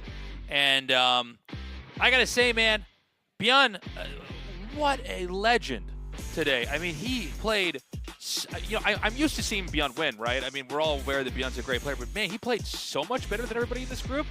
It was domination, honestly. ByuN versus Bunny, that series was over about as fast as it started. We had 2 games with Proxy 2rax, and oftentimes at this pro level of TBT, you will see that normalize into more of a macro game. ByuN even said in his interview that he felt like it's kind of a macro standard opener in TBT, but the game just ended outright, and then excellent TVP execution versus Trigger. He emerges victorious from Group B with absolutely no losses. A perfect run here for ByuN. And now we're gonna go into the elimination match. Kira versus Bunny, the 2 Terrans remaining in this group, fighting for the opportunity to face against Trigger in that final match. One of them is gonna be eliminated today, right Destroy the idea that you have to be constantly working or grinding in order. I don't know what the rest of the shirt says. I was wondering what you were doing for a second. Well, in order to be successful. I think there's more, isn't there? I think there's one more line. He's almost got a whole book on his shirt. Embrace the... Oh, it's too late. Right, come on, Bunny. We need you to recline. What do we have to this embrace? Guy's not he's not a grind set mindset. Hey, I like that, though. I think it can be good. It's like in France, they have like, what, a 3 or 4 day work week? That's a way to do it, man. You got to practice 3 or 4 days a week. I'm more That's about, how you get better. You know, listen, I think you and I are a little bit different, State. I'm kind of more about all those Instagram pics of guys, like, motivational quotes with guys from the Peaky Blinders and then guys wearing boat shoes, on yachts. That's my grind set mindset. All Bunny right. doesn't subscribe to that. That's right. Okay, so we're going to go into this TBT. It's so crazy. That first match we casted was so short, the first best of 3, I almost forgot Kier was here. I was like, who's he playing? Yeah, it was a quick one between Kira and Trigger and ByuN versus Bunny. Honestly, we've had some very, very fast games. I was kind of wondering coming into this one if we're going to see Kira go for a Proxy 2 barracks versus Bunny, because you know that he was watching that series versus ByuN earlier on in the day. And if I were to put myself in Kira's shoes, I just saw Bunny lose 2 games to a Proxy 2rax Reaper. I am 100% mixing in that build at least 1 game in this series, because Bunny's already shown some significant struggle at dealing with that build. Yeah. I don't think we really got to see where Kier's truly at, by the way, in this group. I mean, he kind of had a couple weird strats that just did not pan out, I should say. So let's see what he's got to offer here in this TBT. Yeah, I feel like Kira versus Bunny, of all of the matches that we're going to have today, probably has the most potential to go into a late game. It feels like we've basically been speedrunning this day of GSL. All the games have been over in a hurry. The longest match we've had so far was Game 2, Trigger versus ByuN, where I think we got up to 4 bases on each side, which is kind of nice considering the way that the games have gone so far today. But I wouldn't mind having a long, technical, macro TBT between these 2. Well, into this game here, we're going to go with fast expand on both sides. Bunny's is a little bit safer, but also he doesn't get to have his base up on the low ground as quickly, where Kira's going for it. Command center on the low ground, not afraid of, like, let's say, proxy double racks like what ByuN did. But, when they're both going for macro plays, Kira is technically in a better spot. Not massively, but somewhat. Yeah, might get 1 SCV advantage because of the time of him not needing to fly down into the natural expansion. So with mirrored builds, this is going to be a pretty good boon here for Kira. So you can see them, even their scouting pattern here with the Reapers is effectively mirrored. You check your corners, run the natural expansion towards the triangle at third base, and then the Reaper comes right back up into the ramp to play safe. Neither player with an SCV scout, by the way, so they're both playing in the dark, but as you can see from the production tab, it is completely identical. Yeah. And, with TBT, you never know what kind of game you're going to get, especially if they go for 1-1-1, which is what everybody does, basically. I mean, there are some other weird builds, but most of the time it's 1-1-1. And that's because there's so many different types of units you can get. out of the factory, the barracks, and the starport, right? So we do see a lot of, funny mid-games going on, but each different 1-1-1 play has a different idea going for it. So we're going to kind of sit back and watch what units are going to be made. Right now it is mirrored. There are 2 Hellions coming out at a time here, and it looks like we're going to have the Tech Lab add-on thrown over here for Bunny onto the starport, excuse me. Yeah, this is exciting. It's the exact same thing happening on both sides. Yeah, there's nothing more exciting as a StarCraft 2 caster than just looking at the production tab and waiting for something to change. Do you remember we casted a day of GSL a couple of years ago where it was ZVZs and the builds were identical all the way up until I think it was an RSL. Oh, was it an RSL? No, there was just, no, maybe it was a GSL, but yeah, it was like nothing. They did the same thing for, I swear, it was like 8 minutes. It was past the 3rd base. I feel Yeah. like we're getting almost a little bit of a taste of that. The first Yeah. deviation now coming in is we have Interference Matrix being researched by Bunny, and Cure is not going for that upgrade just yet. I feel like inevitably we will see that upgrade come through here for Cure, but instead he's earmarking funds for maybe a faster Cyclone here on the factory, maybe a couple more barracks units coming in. Yeah, now we have the Interference Matrix coming out. Bunny with a touch faster 3rd base. But these are just kind of splitting hairs. It's still effectively the same identical build. Yeah. And, we'll see if an actual attack comes from this. If not, usually, then at least at the bare minimum, the Raven will go out. Actually, no, what am I saying? If this is Interference Matrix, then you're going to try to come in here for a push because you want to deactivate the tanks. That's usually the way that it goes. So they could end up just straight up encountering each other in the middle of the map here. They definitely have the same kind of layout for armies. It's always funny when you see 2 players meet in the middle of the map and fight because it's like, well, one of you's wrong. But in this case, it actually might be one of those moments where it's like, well, you guys are doing the same builds. You don't know what the other side's doing. Oh, and look at this. Bunny throwing down 2 factories. Bunny's going mech behind all of this. Oh, wow. Cure has not yet made a decision. We could have some factories come in from Cure. It could be mech versus mech, although we have the barracks now landing here on the Tech Lab. That signals to me that we're probably going to have some upgrades come in. Yeah, 2 more barracks here for Cure. So it's going to be Bio versus Mech. This is the first real big deviation that we have between these 2 players. Okay.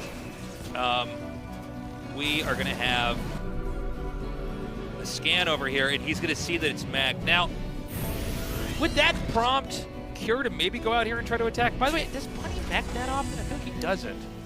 I feel like, for some reason, I haven't gotten a chance to catch too much of Bunny's TVT. I feel like when I cast Bunny, it's almost always a TVZ or a TVP. I don't know if that's just, I don't, maybe his TVTs aren't quite as memorable as his other games because, especially in TVP, Bunny can go crazy with his medevacs. It's a lot of fun to watch, but yeah, I'm struggling to remember the last time that I saw him play a mech game. It's an interesting question you ask about whether Cure should move out faster because Bunny is going mech, because mech is the supreme late game composition. In basically every matchup, if you're able to execute it perfectly. The problem is that besides TVT, it's very hard to play a mech composition to get to that supreme late game. And so Bunny, if he's able to survive until an endgame scenario, he is going to be advantaged versus Cure because Cure is going for a bio play instead. But I wonder if we're going to eventually see Cure start a transition of his own from bio into mech. That's the way that Maru would perhaps play this if he wasn't able to find some killing blow. Well, it's been a quiet game, hasn't it? We're up to 3 bases. Nobody's going to try to come out and attack. And as the rest of the factories finish, the tank count is going to grow a little bit quicker here for Bunny. But usually if it's bio versus mech, the bio player gets to activate himself a little bit more quickly. Mech takes a little bit more time to build up. So we'll see what exactly this game, what direction it's going to go in. But we should keep in mind that it is pretty common for the bio player to take more control of the map initially, and the mech guy has to do a little bit of catching up. This is also like a defensive mech, because there are different types of mech, right? You have it with a mass cyclone. We've seen that early, kind of that battle mech style, where you go for damage and trades. That's not this right now. He's getting a lot of tanks, although I do see more cyclones being made here. Yeah, and with Bunny buttoned up on 3 bases right now, I feel like it's going to be a little bit difficult for Kiera to find any avenue of attack. And he might, actually no, I'm looking at the units tab right now. We had 8 Vikings here for Cure. So he has been really emphasizing the Viking production, and that might be enough asymmetry that he can start a slow push in versus Bunny, because in the early game like this, scans are very limited. You only have 3 orbital commands, especially on 3 bases. You need to be dropping some mules to keep your economy going, otherwise your opponent's going to outscale you. Hold that thought, actually, as Bunny's going to be coming in with Italian's tasteless. Oh, this is kind of crazy. Bunny coming in here. Going to go for a lot of SCVs. The surround is pretty good, but I think he's going to get a decent amount of kills. 8, almost a little bit more than that. It's wiped out there. And it's going to be Cure's time to come out here and take a fight. Now, there's a lot of Ravens, which is a lot of available disables here onto these siege tanks. If he can pull it off in time. Here we go. Sable's now coming on the siege tank. Cure is going to move in right between the natural expansion and the third. He entrenches himself. So many tanks disabled right now from Bunny. Armor shredding missile is going to weaken the Vikings here for Cure just a little bit. And Bunny with a bad rally loses 2 Vikings outright, and now Cure has worked his way all the way into the natural expansion. I mean, I don't know if this is a full-on decapitation, but it feels like it's pretty close. He came in there and pierced that defense so perfectly. There's no way to really save this command center because the Vikings, they're just going to obliterate this command center the moment it lifts off. Back at home, I mean, you know, is there ever going to be enough tanks to get back out of this? The tank count is now so superior here. You know, you can't even quite get your army over to the 3rd base. You're basically your position's very fragmented. Yeah, and I think the Viking count here for Cure has been the ace up his sleeves, because having air superiority in a situation like that one, we saw very few disables actually get procced there by Bunny. He wasn't able to stop Cure from pushing in. Cure basically waltzed in, uncontested, disabling the majority of Bunny's firepower. Now Bunny's going to try and break out of this position. Hellbats and siege tanks moving forward. The Bio's going to stand behind the siege tanks. Hellbats not getting the connections that they need. And Bunny, he's going to be able to survive with a couple of siege tanks, but he did not get the breakout that he wanted. And with Liberators now joining the force here for Cure, Cure's just going to continue to inch his way closer and closer towards that 3rd base. Yeah, I mean, this is getting bad. I think that Bunny's going to have to tap out. He's so far from ever recovering from this position, and the Liberators kind of create the... oh, hold on. He's going to actually try to just flip this. He's going to run in. He's going to try to siege up and take this out. Only 1 tank even gets the shot off. GG. Wow. Wow, what a win. Wow, wow, wow, wow, wow, wow, wow, wow, wow. From Cure. I didn't think he was going to have an angle to go for a kind of a decapitation move like that one. Just hitting right between the natural expansion and the 3rd base, but the air superiority just lifted so much of the heavy weight there for Cure. And Bunny, of course, when you're playing a meching style like that one, especially after losing, I think it was 6 or 8 Hellions, which did get traded out for SCVs. He got the economic damage done that he wanted, but that's not going to help you in the short term, as Cure has sent Bunny to the nether realm for a moment. That's right. I don't really know about what Bunny was doing there. What's funny is, like, if you go for that, first of all, why would Bunny go for the deactivate on the Raven if he's going to turtle mech? I guess to turn off his opponent's tanks so he just doesn't die? Yeah, I think it would have still been useful for Bunny. We have to watch a replay of that fight. It happened so quickly, but Cure just had so many more Vikings than Bunny that I wouldn't be surprised if a couple of the Ravens just got sniped immediately at the start of the fight. Well, because we had no disables come through from Bunny in the first engagement, it felt like. Yeah, no, I mean, he basically never got to use a spell. He got zoned out with the Vikings. I mean, Cure just kind of looked at that and went, oh, I know how to win this. I'll see you in 2 or 3 minutes. Anyways, guys, game number 2. Remember, the loser is out. Bunny needs to win a game here and tie this up 1-1. Otherwise, Cure is going on to that final match against Trigger. And the more TBT that I watch Tasteless, the more that I feel like these early game pushes, or I guess that was more of a mid-game push because both players were on 3 bases already, but in any case, these early pushes, it feels like the main limiting factor on both sides, whether you're the aggressor or defender, is who has air superiority. Yeah. And I feel like as StarCraft 2 has aged, especially here on Legacy of the Void, that has become more and more true, because you look at the armies on paper there for Cure, and Cure did have a little bit more firepower because that's a power spike that Bio is just naturally going to have, but I don't think it was enough to justify being able to completely shove into that position unless you have air superiority the way that Cure did. And I think it's one of the reasons why in a lot of these push-heavy builds, especially coming in from Cure, although I don't know if we saw that in the previous game, you'll see 2 or 3 starports thrown down super early. And I'm so curious if we're going to have another mid-game like that one, where a lot of the advantage in the mid game is going to hinge on who has more Vikings, who has more Ravens, who has been able to more effectively utilize the production of their starports, because it seems to me that it just keeps getting more and more important in this matchup. Yeah, I think you're right. Well, I mean, the siege tank is the most important unit for Terran, and it can shoot farther than it could see.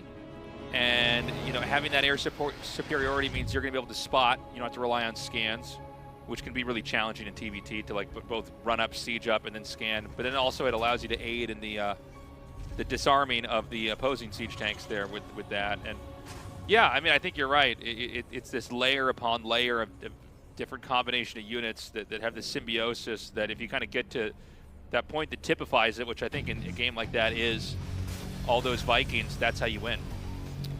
Again here in game number 2. Actually, I was going to say, again, we're going to have mirror builds, but look at the production tab. No command center started yet here for Bunny, so he's going to be looking to try and get a little bit more damage done. We do have the SCV going now into the natural expansion for Bunny, so this is still an expand build, but the fact that Bunny chose to opt for the factory before the command center means that his tech is just going to be a tempo faster than Cure's, and that means that Bunny can try and get something done with that factory in the mid game, but Cure pulling an SCV to actually delay the low ground command center. You love to see it. Oh, he's losing that fight. The second Reaper's going to come down here, though. Can he actually run around the pass and intercept it? Yeah, Bunny with a nice move. He's able to block the exit path right now. Oh, Cure bit off maybe a little bit more than he can chew. He is going to get the scout here in the main base, and losing a Reaper isn't the end of the world, but yeah. Still, I think it's pretty good here for Cure. The fact that you see the factory this early here for Bunny gives a lot of information. Cure knows that he needs to be on the defensive now in the next couple of minutes. Yeah, the scout's pretty big. I think it's almost worth it to lose the Reaper there. And, you know, Cure, I think he's kind of set up a pretty decent game for himself here moving forward. Now, he's going to run by, you know, the Hellion can tank, just 2 Marines. And, you know, the Reapers are going to come in here and probably do a decent amount of damage. Good catch here on the low ground. Gets 1 kill on the Reaper. He just needs to make sure that he doesn't get any SCV kills, and he should be okay. Meanwhile, the Hellion actually escapes. Yeah, Cure instead just focusing on cleaning up this Reaper.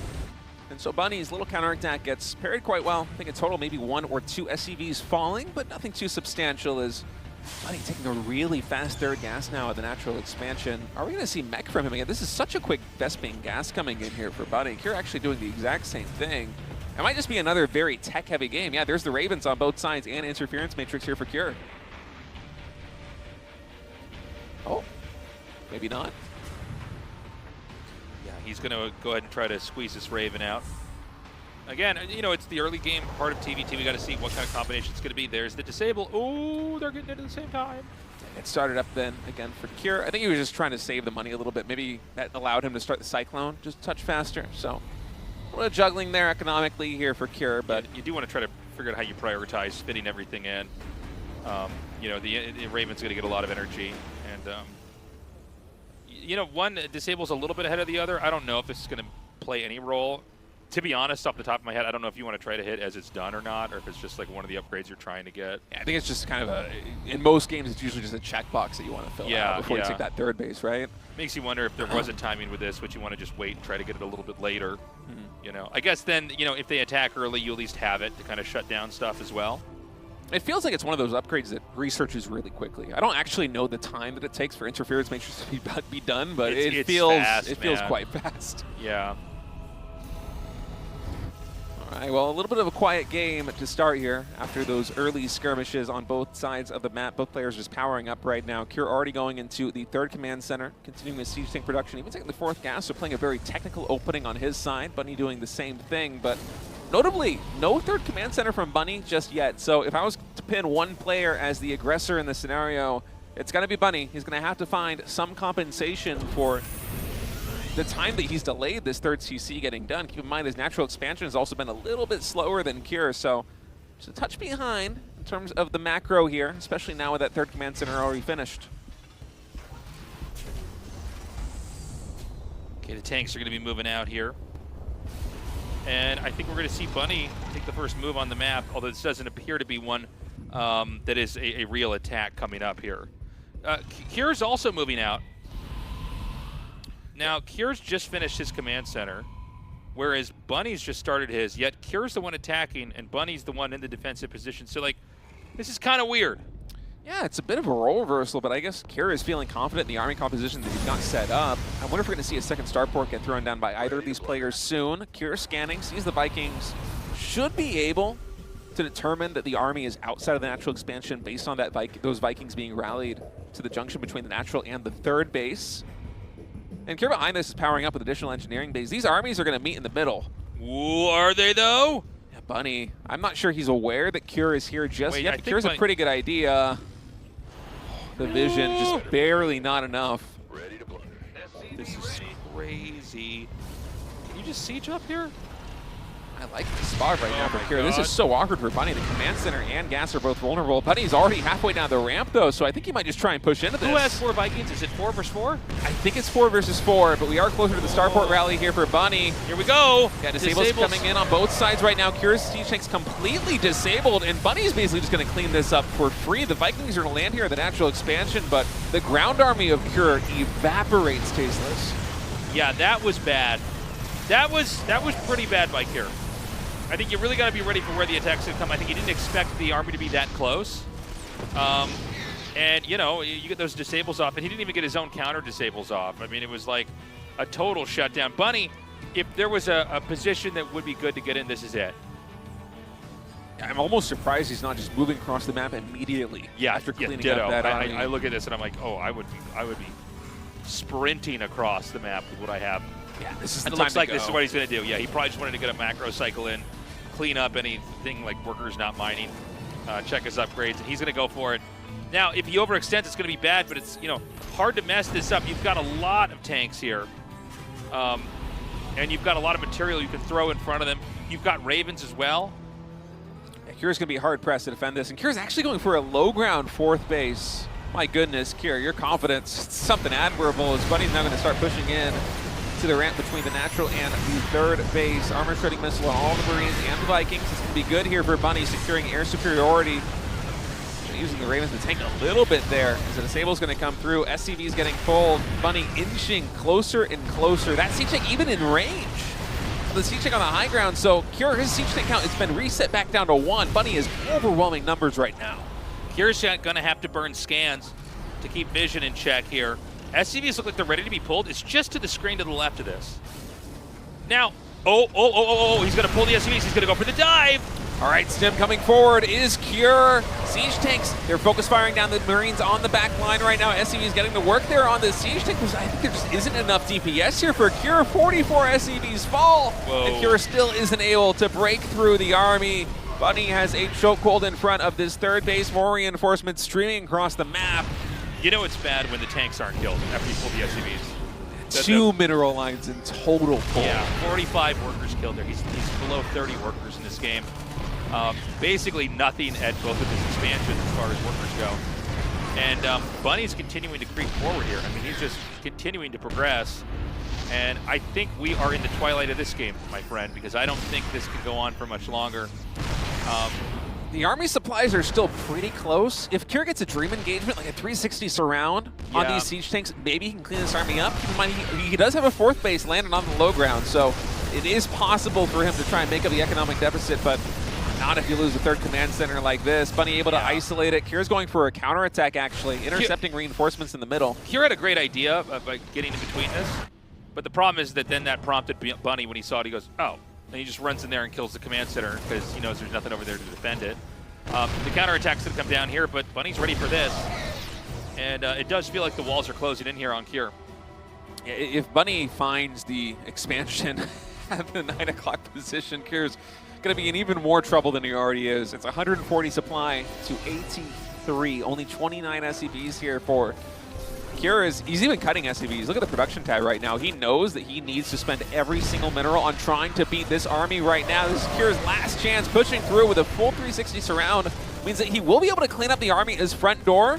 And Bunny actually retreating will find the command center. So it's 3 base versus 3 base for now. But he does have a 4th command center that just is about to finish up at the triangle 3rd. But again, the supplies, they really tell the story. The economy for Bunny is so much better than Cure's that Cure needs to get more damage done right now, but his army is smaller too, Tasteless. I mean, he's still on 28 workers. That sucks. He's going to try to pick up. Now, look, I mean, maybe he can try to glide through the natural, the main, and unload there and get a lot of kills. Bunny has the same idea, though. And I don't see much to defend here for Cure. Double trap going into the natural expansion. At the same time, Bunny attacking third base just out of range of that siege tank. Cure's going to go for a doom drop at the natural expansion of Bunny. And he's got some siege tanks here, so this is going to be a hard position for Bunny to actually get him out of. Actually, no. Hold that thought. We got Ravens here, Taste. The siege tanks get disabled. Cure is ushered out of the natural expansion of Bunny. I think he's going to be ushered out of this game. GG called. Bunny able to take game number 2. That was crazy. Look, I think Cure had a really bad attack there. You've got, I mean, if you both have disables, it's going to be, it's a little bit like 007 in the Golden Gun on N64. You ever played Golden Gun? Oh, I did play mode? Golden Yeah, Gun. Golden Gun on ball, proximity mines on. Yeah. This is License to Kill. Well, I guess the Golden Gun is License to Kill. You know, it's whoever fires the Golden Gun first. Whoever gets that shot, Golden Gun kills you in one shot. I mean, you got to get the disables on the tanks first. If your tanks get disabled, it's like, all right, well, we know where this goes. You don't have the splash damage. Marines alone will just win this fight. So I think Cure had a nice opening. The execution of the attack was horrendous. And here we are in game 3. I think a lot of the execution comes down to Cure not knowing the position of Bunny's army. He had an inkling that Bunny was out of the natural expansion maybe a minute before he actually pushed in. And he might have expected, because he never saw Bunny in the middle of the map, that Bunny had retreated back into the natural. If that was the case, then Cure would have been in a great position. He would have had the time that he would need to reposition or back off or adjust had Bunny moved out from the natural, but instead Bunny just so quick to get that surround. Cure's army was cleaned up. That was Bunny tying up the series 1-1. And now we're here on map 3. Ruby Rock, Bunny spawning in the bottom right, Cure in the top left. Yeah, Bunny and Cure both going to go for depots over here at the entrance. This is the final game between these two. One of them is about to be knocked out of the GSL. One of them will advance to face Trigger in the final match. And unless I'm mistaken, Taste, this is the first 1-1 that we've actually had this season. It is, man. Yeah. This is series, what, number 9? And pop, it's the first the champagne 1-1? bottles open. It almost took 10 best of 3s to get here. Yeah, we got a series, folks. Yeah, finally. Not just one-sided bashings. So, you know, in this game, I don't know what else to say. I mean, you know, both these guys have gone for the disabled tank openings. Game 2, there was no mech play. You know, like no mass factory mech like that. Cure, I mean, he's looked very strong today. He's had some cool ideas. That attack by him was terrible. I think he might have not have been prepared for the fact that Bunny was that active on the map. He might have thought that this is all at the third, or maybe it's like halfway across the map. So he got totally blindsided by that. Yeah, man with the golden gun. Man with the golden gun. It is oftentimes the way it goes in TBT is if you win that first engagement, the momentum is just absolutely huge. Especially when you have mirrored builds like that. Right. I think the big deviation was that Cure was going for the third command center faster than Bunny was. And still he was the aggressing player. And when you're aggressive like that, you have to be able to escape. You have to be able to disengage. Because otherwise, you're attacking to an opponent who's being less economically greedy than you. And just as you said, the first army gets cleaned up. And it's like if a Protoss army loses all the Colossi, or if like a Zerg army loses all the Spellcasters in the late game, suddenly your army has no more meaning. The siege tanks are really just the backbone, the Terran force in TBT. And so that's just a tough position for Cure to come back from. I think at one point it was like 5 or 6 siege tanks for Bunny to 1 siege tank for Cure. You're not winning that. Yeah. Yeah, no, I mean, your tank count gets low enough and you don't have any way to kind of assert yourself on the map.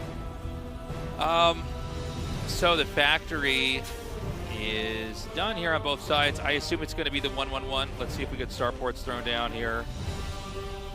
Cure and Bunny have incredibly similar approaches to the early game in TBT. We've had near identical builds every single game. The biggest deviations that we're getting is like game 2, Bunny going for the factory before the natural expansion and Cure going for the command center, the third command center before Bunny goes for the third command center. And these are the smallest changes you can imagine in builds like this. Cure is going to be going up into the main base here from Bunny. Reaper snipe the one SCV building the starport and then quickly move away. And we're going to have another skirmish here. I think I actually favor Cure a little bit with this one. Able to get the first kill on the Reaper, but it's close enough that both players will disengage. Cure, maybe it wasn't a favorable enough fight to continue to persist Although, I say that, he had another production cycle come through. It's 2 Reapers and 2 Hellions right now for Cure. To the 1 Reaper and 1 Hellion. Bunny is Cure delayed his add-ons just a little bit. Get some more damage done. Yeah, he is going to deny any mining here. It's going to be very hard to get down that ramp. We're going to have to wait for the Cyclone to finish. Cure, again, staying very active here. He's got his first couple SCVs over at the Natural. We've got a Cyclone of his own coming down here. We have the Raven started for Bunny. I think it's going to be a Raven starting here as well for Cure, unless we have a surprise Banshee tag. Most likely to be Raven playing on both sides again. And there it is. Interference Matrix also getting started up right now for the Blue Terran. Imagining Bunny will follow in just a moment, as well as... the builds are mostly identical, but I love that Cure is trying to get some damage done. Even though the unit sets are pretty much the same, it's Hellions and Reapers on both sides, Cure is confident enough that he's like, you know what, I can still probably finesse a little bit of value out of my forces. And I like that approach. That's really a grind set mindset approach. That's not what Bunny's about. We've seen from his shirt. Okay, so we're continuing to see the accumulation. No third bases yet, no pushes just yet. But man, these guys are locked into this style of play, aren't they?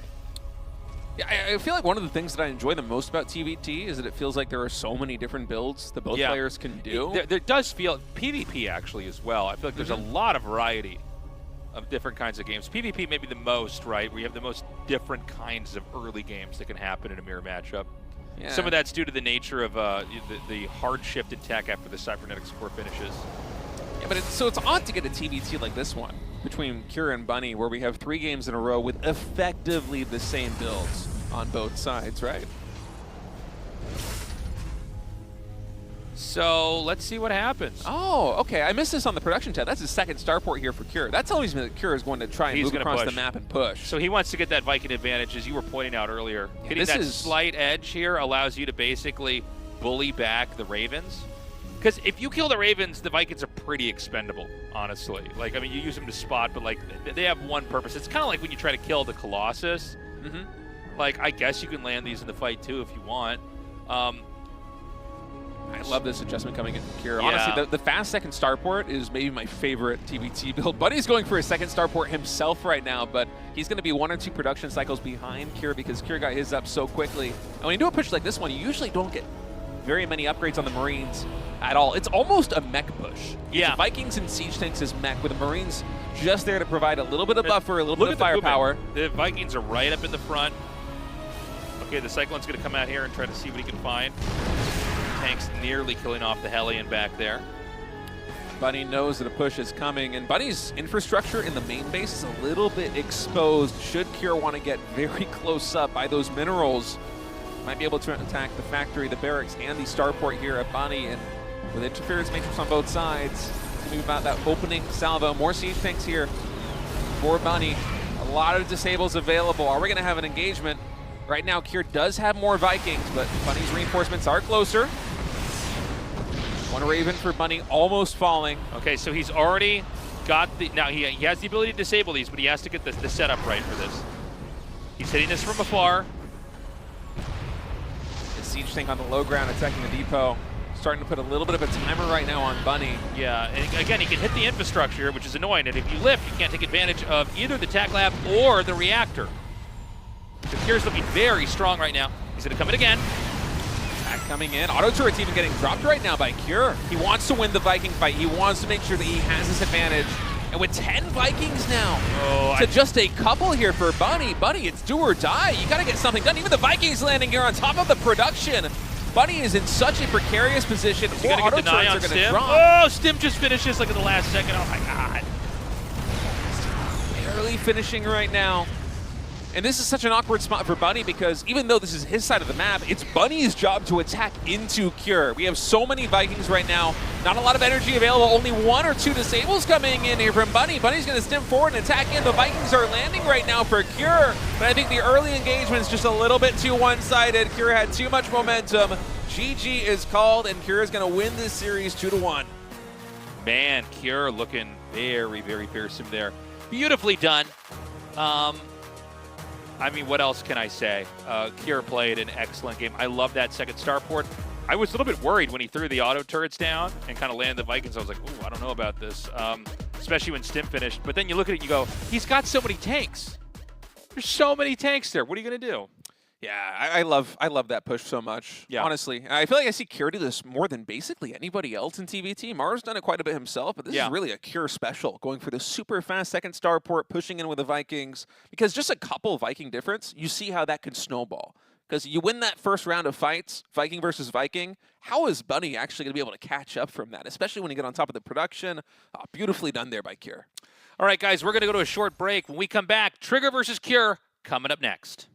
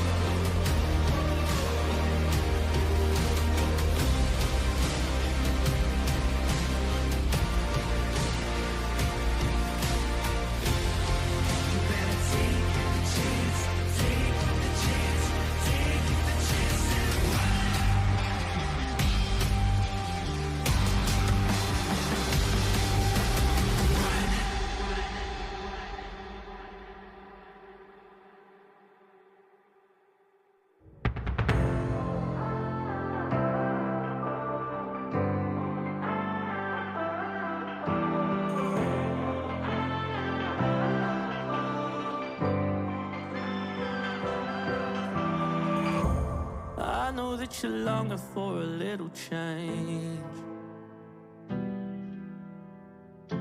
a bit of something different in a different place, somewhere the grass is greener. Call it a spiritual healer. I hear you, darling, I feel you.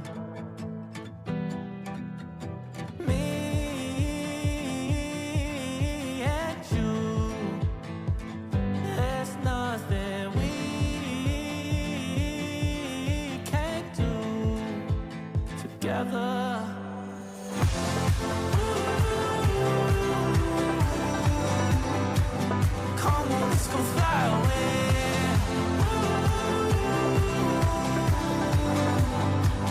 Find a beautiful escape with the wind on our backs. We'll be going so fast. There's no need to be afraid. Come on, let's go fly away.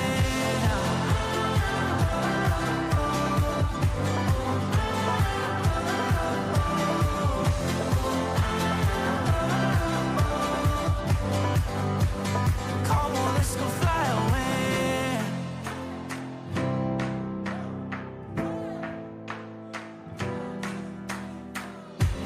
I never feel lost even in the unknown. 'Cause when I'm with you, yeah, it feels like home. Feels like home.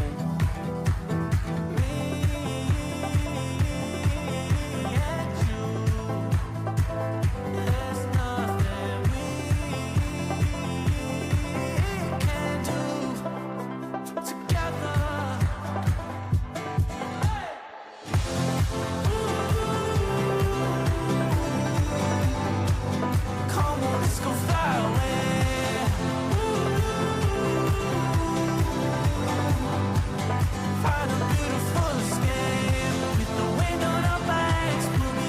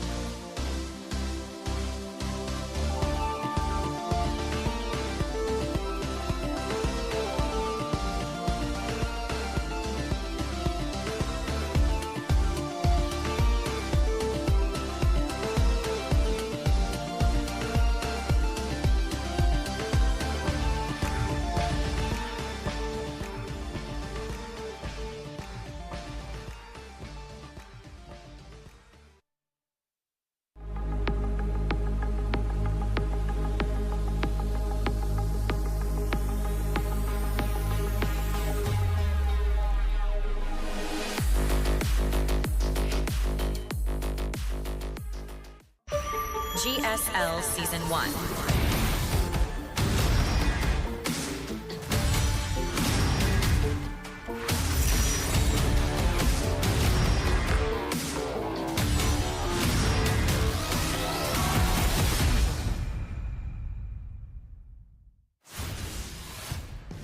Hello, everybody. Welcome back, and thank you for waiting. We're going to go into the final match already. We haven't even been on for that long. We've been on for like 2 hours. And we're already going to end the day here. Pure versus Trigger, a very short match. Hopefully we get a long one. Hopefully we get a game 3. Yeah, I want some more macro games, man. We've been having some really early aggression, really intense early aggression in pretty much every single series so far. Pure versus Bunny was the first real protracted series that we've got. It's the first time we've had a player get another map win. It's been 2-0s every single set up until that last series. So I hope we get one more here in Trigger versus Cure. I feel like these players are very evenly matched. I know that Trigger won the first series 2-0, but I think total head-to-head, it's maybe like 70-20 or 80-20, the advantage of Cure over time. And I know Trigger's a lot better now than he used to be, but I still think this is about maybe 50-50. That's where I'm feeling. I'm hoping that we get a game number 3. I want to see these guys duke it out in a long macro game. Yeah, I would like to see some proper late-game PvT here. Cure went for some builds that were engineered to kind of pull the rug out from under Trigger, and they didn't. He kind of backfired, blew up in his face. The double-edged sword of trying to cheese or trying to do a proxy. We're going to go to Old Republic here for map number 1. Winter Madness for map number 2. 10,000 feet, 10,000 feet if we do go to map number 3 here. Guys, our game is ready to go, so let's go now to the final best of 3 of the night. All right, here we are. Old Republic, Cure spawning is the blue Terran in the bottom left, Trigger the red Protoss in the top right. Winner of this series advancing to the round of 8 in the GSL. The loser is eliminated from Code S. And so, let's see what Cure does. I mean, last time Cure really kind of took the reins. And I don't know if Trigger's going to do something that different.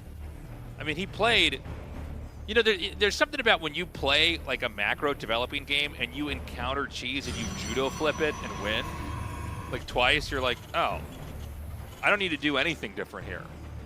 You know what I'm saying? Like, I don't need to cheese you. I don't need to change my build. As far as I can tell, you can't stop me.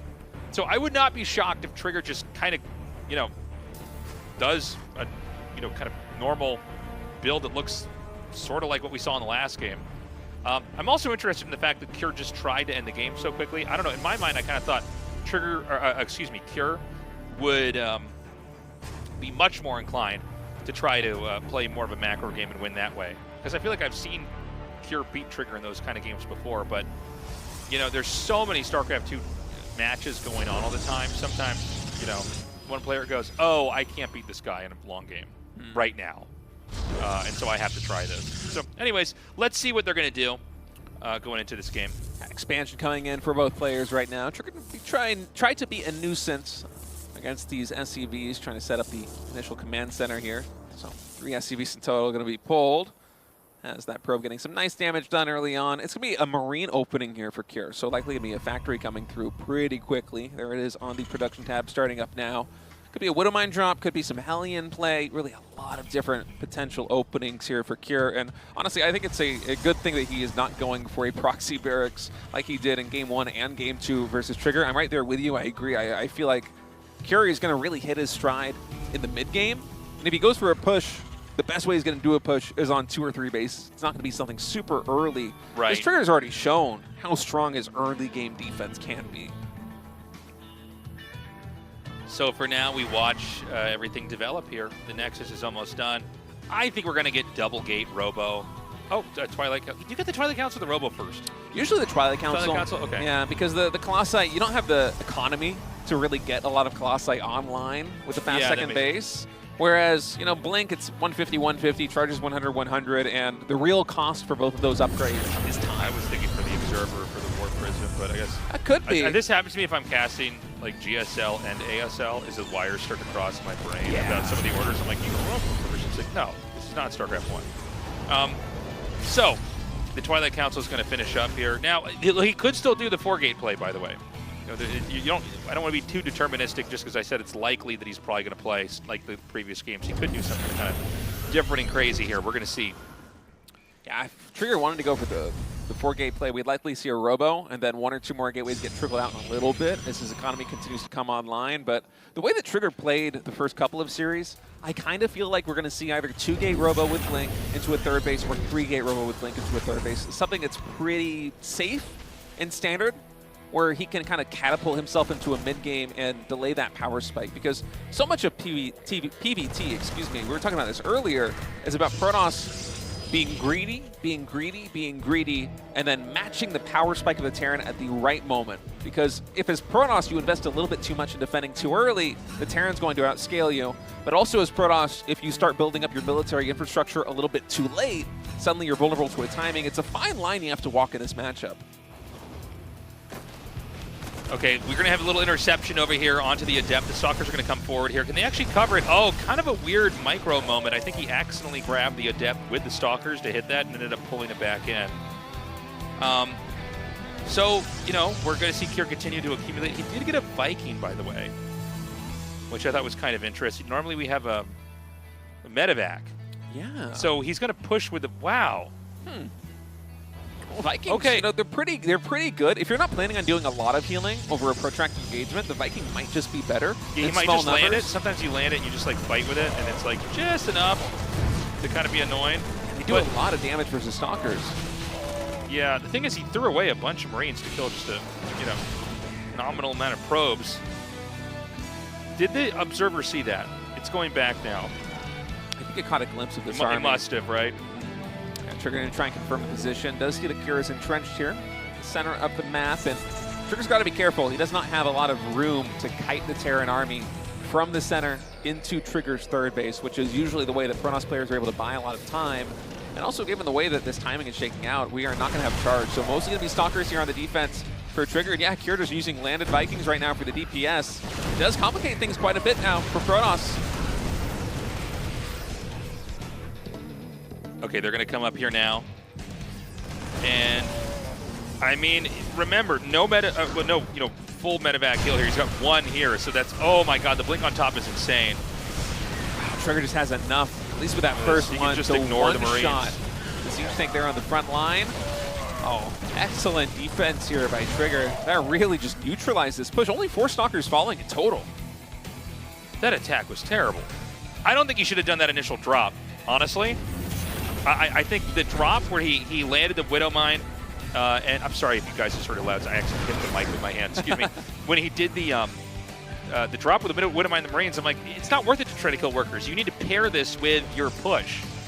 A low medevac push, like you were saying, State, needs to do a lot of damage, you know, within 30 seconds, right? You need to swing the fight. You're not trying to soften them slightly with less workers and then follow up with a push, because you have 1 medevac. You have like 1 medevac is not enough heal. You need like 2, 4, 6, stuff like that, where you have sustain in fights. And now Trigger's going to have a big gateway explosion. Now, this is going to happen either way, right? He's not getting a big gateway explosion as a result of holding the push, but because this gateway explosion is finally here now and Thermal Lance is on the way, he's probably going to be able to run down here and punt the command center that's going to be at the third base back up onto the high ground, or maybe even kill it. Yeah, if we have a War Prism get produced out of the Bronze facility, that's definitely going to be the signal flare that Trigger's going to be getting even more aggressive. But really, Trigger can play this game whichever way he wants to go. He could go into Storm in a 4th base if he wants to. He could try and get a lot more aggressive if he wants to. He could just stick on Colossus Tech and even throw down a second robotics facility if he wanted to. The world is wide open right now here for Trigger after winning such a decisive early battle versus Cure. And so I think from the Terran side of things, Cure right now just needs to take a beat. He needs to try and recoup his losses. He needs to be able to muster enough of an army that losing that fight at the third base of Trigger, excuse me, isn't going to be too consequential. And for that, he needs time. Yeah. So, yeah, you're right. He needs time. He needs to be able to sit back. Stim is finally done. Again, another questionable move to push like that without Stim. Well, then I guess he didn't have a lot of medevacs, right? So, I don't know. Anyways, I got a lot more questions than answers about the way Kira's played this game so far. Kira's going to move up now. He is going to circumnavigate the middle. And this is kind of a weird moment because they're both about to attack each other. Oh, now I think if you see the medevac and you see the Marines like this, you should know what's happening. Especially with a scan already. I'm like, in the fourth I think when base. your Nexus is making is being attacked by everything, you should know what's happening, State. That cancel coming through here for Trigger. Can Trigger actually isolate this army? We have 2 siege tanks, I believe, with this force. Yeah, there we are at the bottom of the screen. Trigger not going to be coming in from multiple sides. Instead, he's going to try and take the fight head on right now. Blinking forward, focus firing down the siege tanks. We do have some counter target fire coming in from Cure. But there just isn't enough bio to assist. Cure is still ahead in supply somehow after all of this engagement, but this army is so small. The army that's been isolated, just now 2 medevacs surviving here on the north side of the map. Yeah, you know, Trigger's now going to go right back down across the map. I think he's got his eyes on the 4th base. Oh my god, okay, so Cure just does a little drop. You can see Trigger almost ran back home again. He's got these stalkers, so that should be enough to take this on. How many Vikings are here? I see 2. And there's about to be 2 more, so there's going to be 4 here when this fight gets here.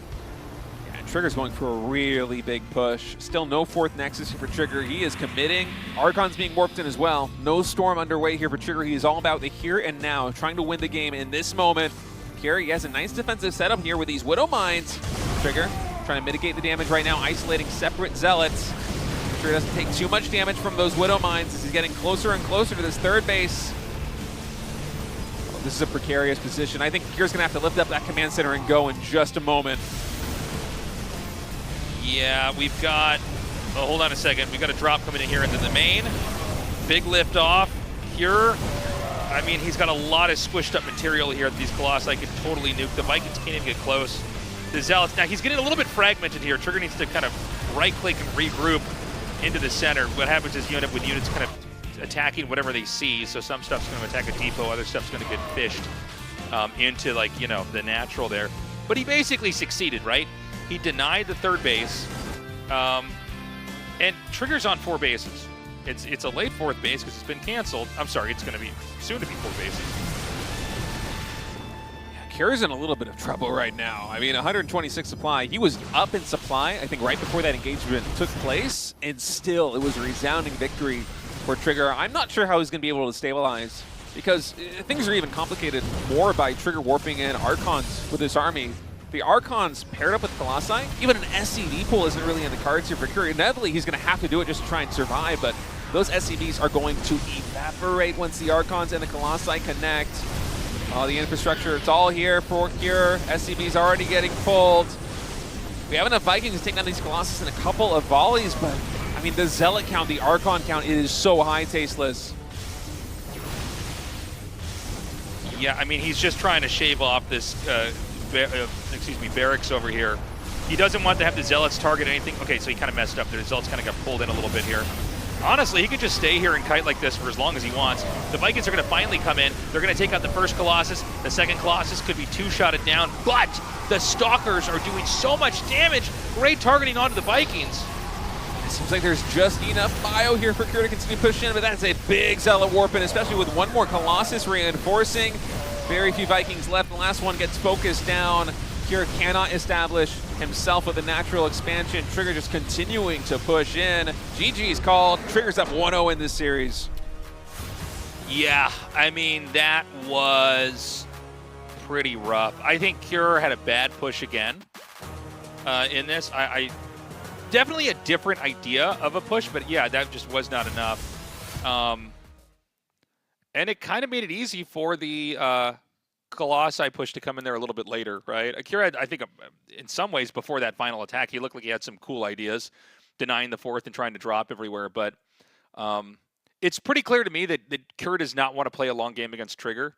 And Trigger seems to be able to just get into like a really comfortable, easy spot once he has enough Colossi up. It feels like Trigger just keeps parrying the very first attack that Curious throws at him in every single game, and then he takes that lead, and he never relents with it. It's just...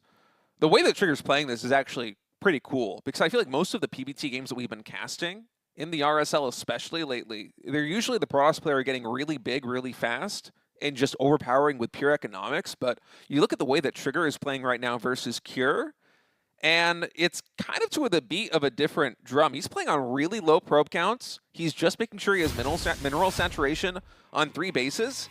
And then he's going to Forge more often than not. Sometimes it's one Forge into a delayed second Forge, but he's getting a lot of upgrades into his army. He's not going into Storm, it's just Colossus, and he invests everything into the military. We even have very late 4th Nexuses coming in. As you said, when Kira was going for that engagement, he got the snipe on the 4th Nexus, and Trigger's like, you know what, I'm not even going to rebuild this for 1 or 2 more minutes. Instead, I'm going to get more warp-ins, I'm going to have another production cycle come through, and I'm going to bring the fight to you. He's playing a very aggressive style of Protoss, specifically in the mid-game, which I think kind of feels like a hard counter to Kira's style right now. It's going to be rough, man. Let's see if Kira can pull it back. Trigger winning this against Kira is going to be huge if he can pull it off.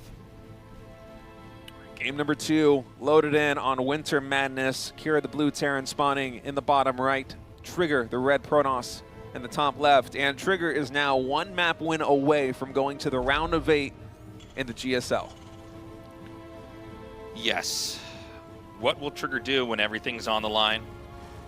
Excuse me, Kira will do when everything's on the line. I'm just like not even used to this yet. I'm like still acting like Kira's winning. It's a role reversal, isn't it? It really is. And the head-to-head coming into this one, actually, the stat sheet in front of me, it's 64 wins to 21 losses in the advantage of Kira.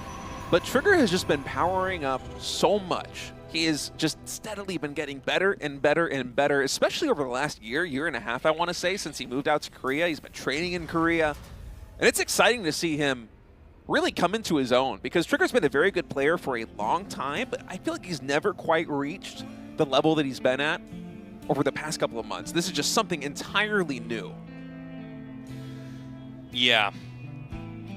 So this game, we actually had the SCV loop around the scouting path of the probe, and he's going to throw an eBay down here. So yeah, this is an eBay block, and this is meant to prevent, I think, what pretty much every opening has been from Trigger. Now, what will happen a lot of times is they make the Nexus at a 3rd base, but that kind of allows you to do a lot of attacks, kind of like what we saw the last game, a little bit more easily, you know. And so that's exactly what we're going to have. We're going to have the 2nd base at the place the 3rd base would be. So now let's see if I'm correct about this. Will he then what you look very perplexed right now, State. Yeah, because Trigger, he is making the 3rd base at a different location, but if you look at where he placed it, it's very far forward. I think Kira might have juked Trigger a little bit with the SCV and gotten ahead of the probe going to the triangle 3rd base, which is just to the south of where Trigger's main base is. And Trigger just cut his losses. He's like, I'm not going to play this game. I know my probe loses to the SCV until I recharge shields. That's too late. I cannot wait that long to throw down a Nexus. And so this position, it's exactly what you were saying, Tasteless. Trigger now has the Nexus that's more exposed than it normally would be. But it's like, that's the extreme, because it's on the low ground. Right. It is so far away from the main base. You see the distance that Stalker needs to walk to get here. And I'm trying to think back to the last time I saw a Nexus placed here after an engineering bay block. And I'm drawing a blank. I don't think I've ever seen this on Winter Madness. Yeah, this is interesting. Okay, it's going to be the 1-1-1 with a command center behind it. Now, this is very playable for Trigger, but it is awkward. So he's going to run up here. Now, the Stalker's going to see the command center. Yeah, okay. I think he probably should have made the command center a little bit further back, just because thinking that there might be, like, you know, a scarier rush coming might make you over-defend. I don't know. I'm being nitpicky here. So the Widowmine goes ahead and burrows up here. Yeah, Trigger going to have a hard time going up the ramp. He will try and dodge the shot on the Widowmine, and Kira knows that Trigger has the timing right, so he's going to ungarrison it. I think if I remember correctly, if you cast the Shade on the Adept and you look at the little tooltip, you can see almost like a clock. It starts to move all the way around. When it's about halfway done, that's when you have the timer just right, where you can actually juke the shot from the Widowmine with the Adept Shade. It's a very tricky maneuver, and if you mess it up, obviously the Adept just gets one shot, but Trigger's one of these players who loves his micro, loves his finesse, and will get some nice damage in. Why did he let this get in here? Yeah, I think it was mostly for scouting information. He's also here got the Stalkers as a natural expansion, but yeah, not able to snipe any SCVs. I do like the move, though. I think the information is worth the one Adept, which is basically a lead weight right now, trying to defend things back at home versus what is inevitably going to be a push from Kira. Whenever I see Stalkers microing versus Marines like this, I always think back to the first time I really realized how much better Stalkers are than Marines when Marines don't have stim. Yeah. And it was like when White Raw was playing, and I was just looking at it being like, oh, okay, hold up. We actually had a big Widowmine drop here. Forget my stories. Yeah, only a couple of probes going down. I think it was 2 or 3 in total. Didn't catch the beginning of that, but you're getting a little bit of damage done. You were saying Stalker's better than Marines. Yeah, when there's no stim. Yeah, it's crazy. It's brutal. It feels especially dire when you're playing like Trigger is right now. I mean, the control of this level with Stalkers is so good. It's not like it was in Wings of Liberty these days. It's just the kiting is unreal. And Trigger right now, he's taking a little bit of hull damage on these Stalkers, trying to get some damage done on all of the bio here, the natural expansion of Cure. He's actually going to blink up to the main base. It's kind of a maze right now. Oh, no. That tank actually came out at a very fortunate time. Can he blink down? Yeah, you can't blink down from third base here. What am I talking about? Yeah. A bit of a risky maneuver there for Trigger, though. Did lose a few Stalkers. You got to be very careful. Eventually, this is going to culminate in a big push coming out from Cure. And you can see already the unit's loss tab. It's been better for Cure than it has been for Trigger. So, you know, he's taking his third base. Oh my God, can you actually put... Okay, I didn't appreciate that you could put a Widowmine that far back on the high ground and actually hit the workers from down there. That's crazy abusive. How often do we see the Nexus get taken to that location? I know, It's right? kind of Yeah, a novel scenario we're in.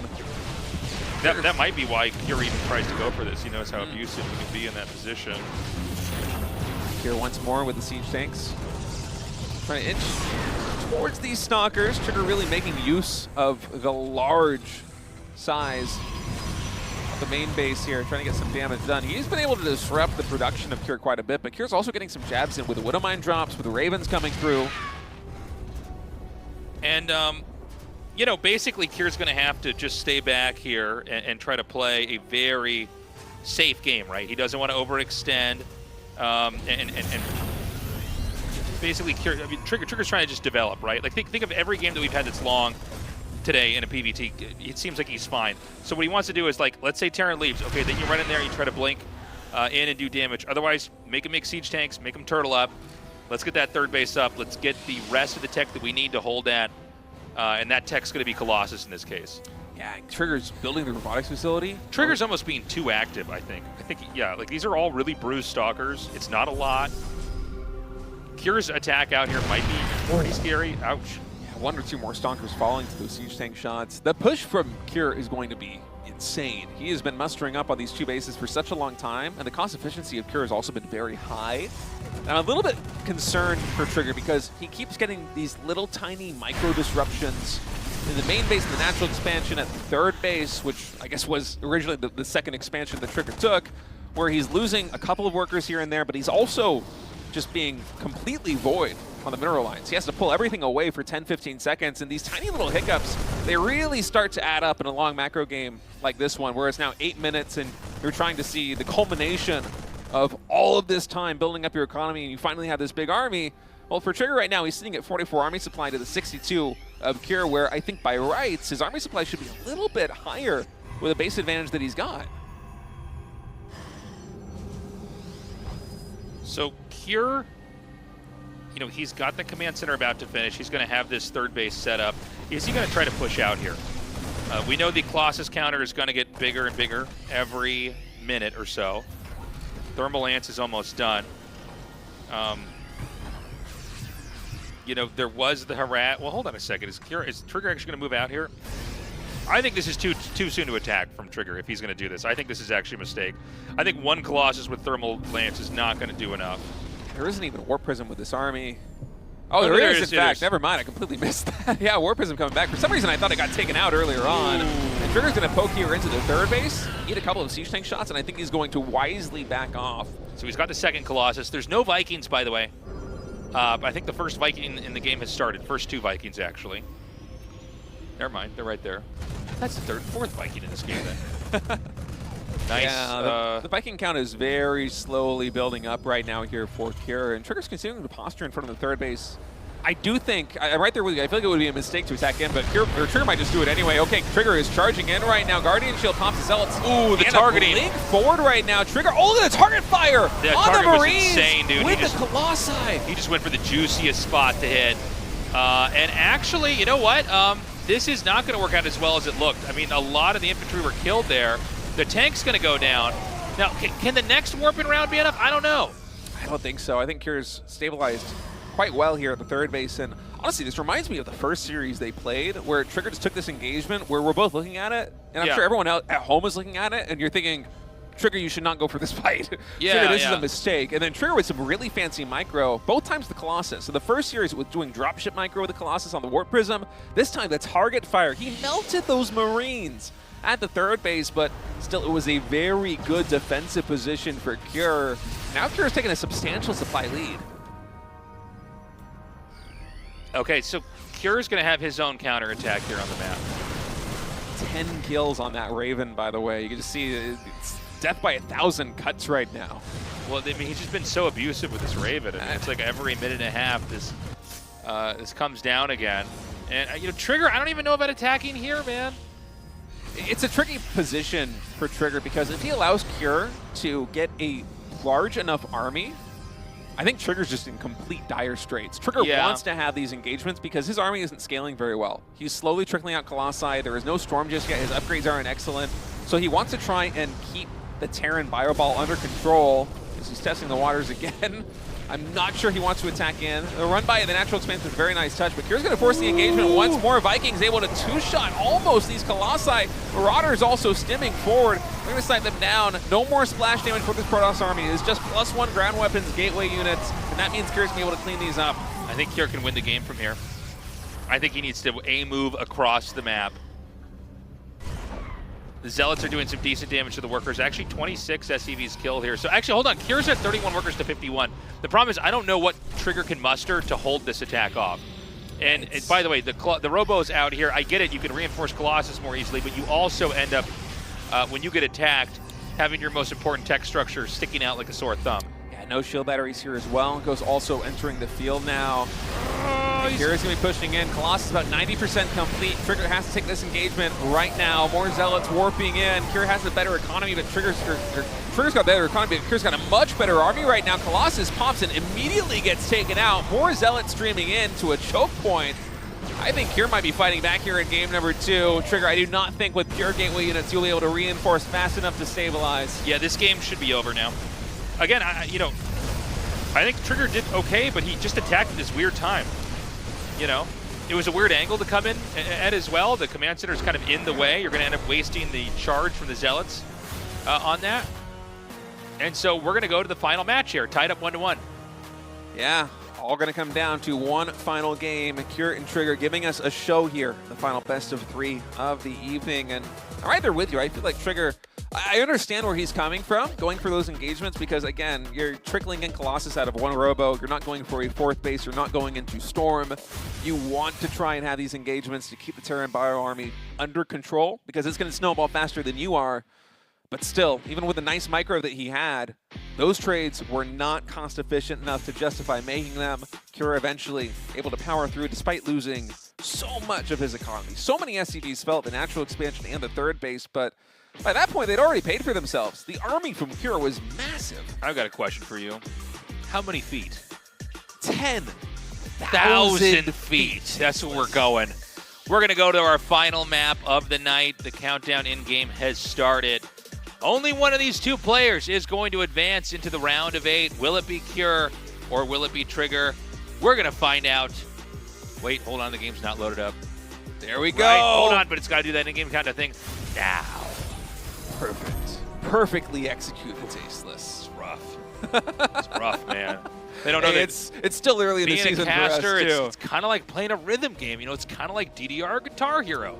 Oh, really early scout coming in from Trigger. I wonder, are we going to have a proxy gateway play?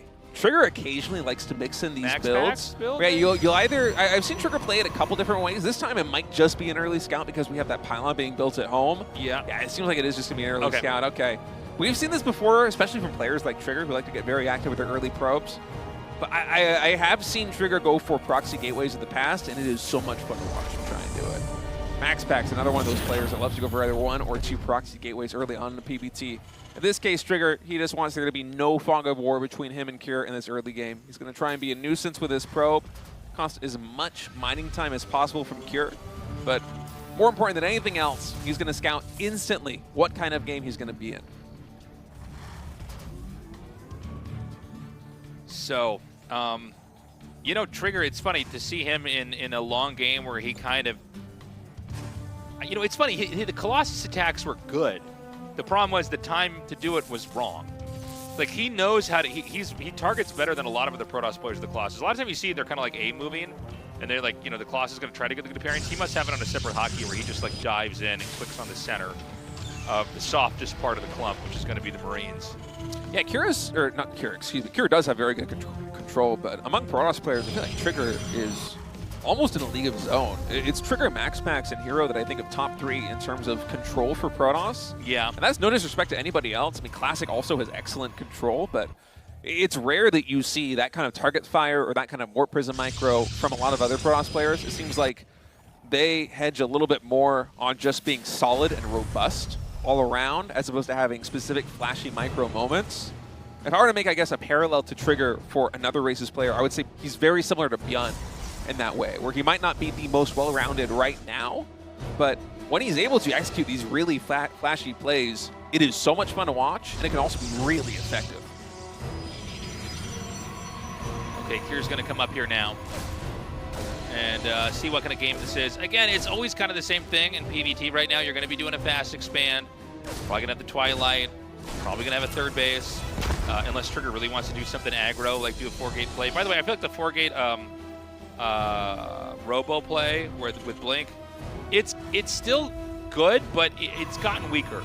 Like, people kind of know what to do. If you look at, like, for instance, Kira's tank placement in that last game, not that he was dealing with exactly that, but the tank placement, the barracks placement, he basically makes a wall with his structures and then puts the tanks behind them, and there's no way you can be punished by Blink. Yeah, Terran's got a lot better about their tank placement, but also their SimCity. You notice on a lot of these maps where, I mean, 10,000 feet isn't exactly one of these maps where it's easy to get in there with 4K Blink. In fact, it's probably one of the better defending maps for Terran. But on maps where the main base is quite wide and there are a lot of locations where Protoss players can blink, you'll often see the Terrans effectively form a wall with their first 3 structures, which allows them to prevent the Protoss player from blinking up and immediately getting on top of a siege tank and neutralizing it. Oh, nice force field. Okay, big punish here. The 2 Reapers are taken out. Probably the least value units here, but it was nicely done. This is a huge win for Trigger. When you're going for this kind of build, like Cure, it's expensive. 3 Reapers, all these Hellions early on. You're expecting to trade these out for, I want to say, like 4 or 5 probes feels pretty even. They need to pay for themselves and more. The fact that Trigger was able to defend against this and lose 0 probes is huge in my opinion. And this is going to give Trigger the confidence just immediately thrown out of third base. And very similar to basically every game that Trigger has won so far versus Cure, he finds himself in a very comfortable early game position, and I feel like this is something that you cannot let Trigger get.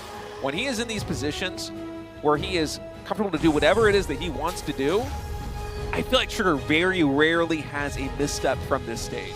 Yeah. So I'm concerned now for Cure. He is going to try and go into the main base with a double Widow Mine drop, but in terms of momentum right now, Cure might have won game number 2, but game number 3, although it's only 4 minutes in, it's already full steam ahead here for Trigger. Okay, some more gates are going to be thrown down here.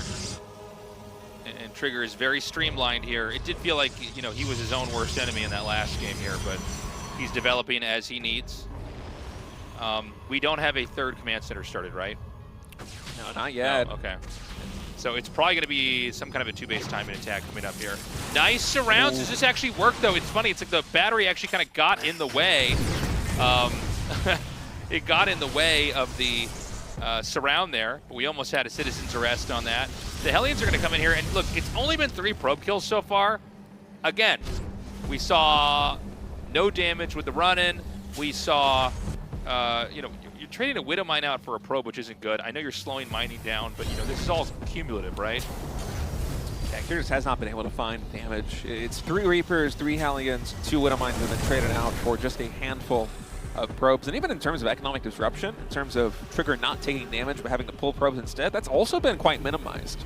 It really was just that one last instance of the Widow Mine drop in the main base and the Hellions and the natural expansion where mining has been disrupted at all. And Cure's going to trade these Hellions out about the best he possibly can. 3 more probes. It's pretty good for getting these Hellions this late. But yeah, the units lost tab, I'm really liking Trigger's position right now. I feel like most Protoss players against the opening that Kira went for would probably be already at double-digit pro losses. Trigger's really minimized his losses. So he's going to keep these Stalkers on the outside here. He could blink in and maybe try to go for the combat shields. I feel like I got halfway through that sentence and it was already probably too late. You know, when you see the Stalkers out there, you do know, okay, there could be a counterattack. I got to be careful. And Trigger continuing to power up at home with this scout. Sees exactly where Kira's at. Identifies there's a third command center coming through as well. And so that's going to be the cue for Trigger to throw down 2 forges in the natural expansion. He will start to catch up here on the upgrades as Kira will have +1 weapons finishing in just a few short moments. But I think it's going to be hard for Kira to find an angle of attack pretty soon, even though he has an upgrade advantage. And I think that no matter what, Kira's probably still going to move out on the map. But Trigger, after just 1 or 2 warpins, is going to be pretty close in terms of army supply right now with Kira. Trigger's basically playing this one like a Zerg right now, where he's mostly just checking his boxes in terms of getting the tech, getting the upgrades, and then when he needs to, he is really going to kick up the military production. So Trigger goes and expands into the top right. The growth engine continues to get bigger and bigger here. Kira, by the way, has also not really been hiccuped. He's kind of failed in some of his little jabs, but like he's still fine. He's still very viable. Nothing catastrophic has happened just yet. And we have pylons being spread out here. These are basically spotter pylons. I mean, you could use them to also warp stuff in from. Is there a warp prism with this, by the way? I don't think so, there's no no. warp prism yet. Okay, that's weird. Okay, he starts it. So usually the warp prism starting in a moment like this is going to telegraph an attack in. It's going to be synced up with Psystorm as well. Okay, and he's going to put another pylon out here. So that pylon that's closer to that army, this one right here, this could be the launching pad for an attack.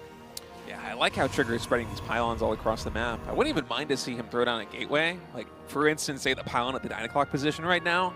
It's something that we don't see cross players warp in all too much. Well, Trigger's actually going to do it right here at the front door. So this is going to free up the warp prism to be utilized more for micro. Yeah, and remember we saw Trigger have insane warp prism micro with the Colossus, where he was winning fights he shouldn't have. Yeah, but this time it's not going to be Vikings coming in from Kira. So I'm not even sure that kind of micro is going to be necessary here for Trigger. There's no real shots to dodge. The Colossi are going to be the last thing to die. I don't think he's going to attack in until Storm's ready to go. Yeah, it does seem that way. Because I mean, I don't think you'd ever be teching a Storm and then attack right before that's going to happen. So Psystorm's 10 seconds out. Obviously, we don't quite have. Well, maybe he has Templars already with energy in him. I don't know. Yeah, he's got 5. Never mind. 5 Templar. So he could actually pull the trigger right now. Wow. We'll see if he does. As far as Kira is concerned, I think that he just wants to play a late macro game here versus Trigger. This is one thing that Trigger has not really been tested at so far yet in PBT. Most of his wins, in fact, all of his wins, have been either in the early or the mid game. So this might be one of Kira's best chances. I think it's one of the reasons why we see him really focusing on Liberators as opposed to Vikings, because he's not trying to be active on the map. He just wants to entrench himself, take 4 bases here on 10,000 feet, because it's a pretty small amount of area you need to control to secure 4 or 5 bases here on this map. And eventually, Kira's army is going to be more cost efficient than Trigger, especially because with Trigger style, he makes so many Zealots. We have 24 Zealots right now for Trigger. Eventually, Trigger's going to have to trade these out. Ooh, he's going to rotate the Liberators. Oh, he's got to be careful. Oh. Whoa. Okay, only caught one of the Templar. The Warp Prism gets sniped. Oh, things not going very well right now for Trigger. Oh, there's a weird bungled EMP. Yeah, he can actually still go for this attack. Here we go. Trigger pushing forward right now. The Liberators make this very awkward. So does that armor-shredding missile. Feels like it hits absolutely everything. Maximum value. Planetary Fortress at about 80% completion. Zealots might try to come in on a flank side here for Trigger. We'll see who's going to focus instead just on the left. So annoying. He can just basically kill the command center here. You can't build your way through that. The Colossus damage is too high. But the Planetary's done.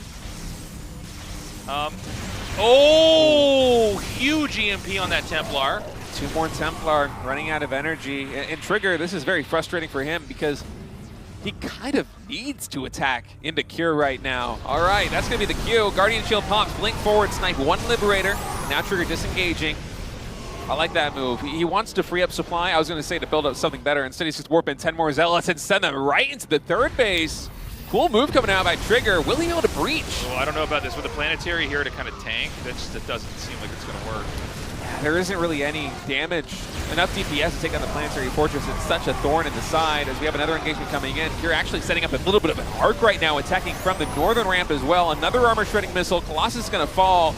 And Trigger, he wanted to trade out a lot of these gateway units, I think, to make a better army. But that was a very cost-efficient trade for Cure. And you look at the units lost tab, we still have a lot of ghosts. None of the ghosts, I think, fell in that engagement. Okay, 3 in total. Never mind, I'm totally wrong. But still, a nice trade for Cure. He's retaining most of the critical units, while you look at Trigger side of things, he's losing Colossi to the Vikings. Yeah. The Templar count, it was above 5 before he even started these engagements. It's now 4. We also Usually, had EMPs on a lot of these high-energy a Templar. lot of times to avoid the EMP, you pocket the Templars inside of the War Prism. Yeah, we haven't seen that. Yeah, we haven't seen that.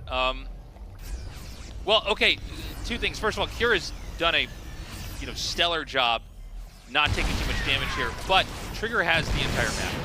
Trigger has like literally half the map right now. And the problem is that I don't know that this game is going to be so much of can Trigger break Cure get out on the map and actually stop Trigger from just taking everything. Oh! Good connection with that Disruptor shot. Colossus also focus fired down some ghosts, so nice micro coming in by Trigger, but you have to disengage now. That bio ball is still a little bit too strong. The splash damage just not there. Every single Templar has fallen now for Trigger. And Cure's just continuing to power up. He's going to expand into the bottom left side, and if he's able to secure another Planetary Fortress, this is going to become a very tricky position for Trigger. And whoa, it's a 13 Stalker Warpin? He's getting DT here too. It's crazy. He is going to try to come in over here now. I guess DT Blink you can always get when you're this late in the game. It's like, yeah, just get everything. It's so interesting to see Trigger go for a huge Stalker Warpin like this. Typically in PvT when you play it, you have maybe like a dozen or so Stalkers. Right. And then you just keep them alive over the course of the game. You don't make more, you don't try and trade them out.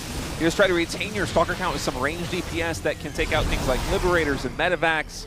It gives you a little bit more utility in terms of movement on the map. But Trigger going for a huge Stalker Warpin. Is he actually going to commit? Taking down this Planetary Fortress. Cure stimming forward. Trigger's in kind of an awkward position right now. Disruptor shot's a little bit too far away. Not able to connect with the bio, and with no meat shield of Zealots, Trigger's army collapsing at the front door of Cure. I think Cure can take this all the way. Let's see how far he can go now. Trigger has some deep pockets. He can warp back in. It's the robo units that can't be remade as quickly, right? I mean, Protoss can just basically summon units out of nowhere with these warp-ins. So he's going to go back up in higher supply. He's got to avoid the disruptor shots. Those have to be respected. Now, Trigger, again, the entire upper layer of the top half of the map is his. So, like, there's a lot to hack and saw your way through. It's not like you're going to counterattack and kill one base and then, the game's going to be yours. But there is a mammoth amount of Terran units pushing out here. Like, I don't know if you can really stop this. Range level 3 attack. What I call range level 3 plus 3 attack, excuse me, is done. Nice disruptor shot right now by Trigger. Trigger just needs to stabilize. Warping in more gateway units. Cure is pushing up into the third base. That disruptor shot going to whiff a little bit here. Templar low on energy and turn into an Archon. We do have a mothership being produced at one of these other Nexi.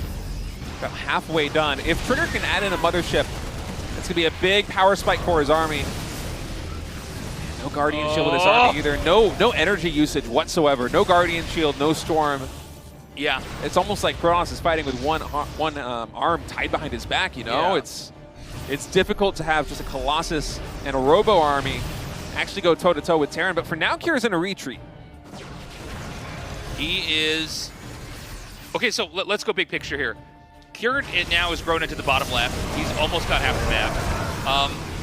And we're going to have this tug of war going for a while here. This back and forth. Sorry, go ahead, State. No, those disruptor shots were just absolutely massive. 2 connections. Mothership. One after another. The Mothership is now here. The Mothership is one of these synergies I feel like we very rarely see in PvT. Right. Where we might have a Time Warp paired up with some disruptor shots right now, which could lead to very big connections for Trigger. This is continuing to lean into that disruptor production. No Colossi on the field anymore here for Trigger, so the splash damage mostly going to be coming down to these disruptor shots. That Time Warp going to be so crucial, Tasteless. Wait, is the mothership going into the main base? I'm looking at the mini-map right now. I think the Sorry, where mothership is is it? near the main base. I think he wants to Oh recall my into the main of God. Cure. Oh, this is going to be so sick. Oh, Cure, he preempted this. He has bio in the main. He must have scanned and see the fleet beacon or something. This was on his radar. Oh, hold on. Trigger's like completely unleashed over here. He's fighting the planetary, but the rest of the army's going to come in here. Bit of blockage. He actually doesn't really get much done. It's an awkward angle to attack into, isn't it? Loses, yeah, well, you know, once these planetaries get up, if there's a Terran army there, it's so hard to actually, like, make any progress. You know what I mean? Like, between repair and then, you know, okay, hold on a second. We got another big attack coming in here. Nice snipe on the Liberator. But again, there's so much here for Cure. These disruptor shots just keep connecting, though. Trigger keeps finding the angles with the disruptors. He's taking down Ghosts, Marauders, Vikings, time after time, and he's slowly chipping away at the lead that Cure has been building up.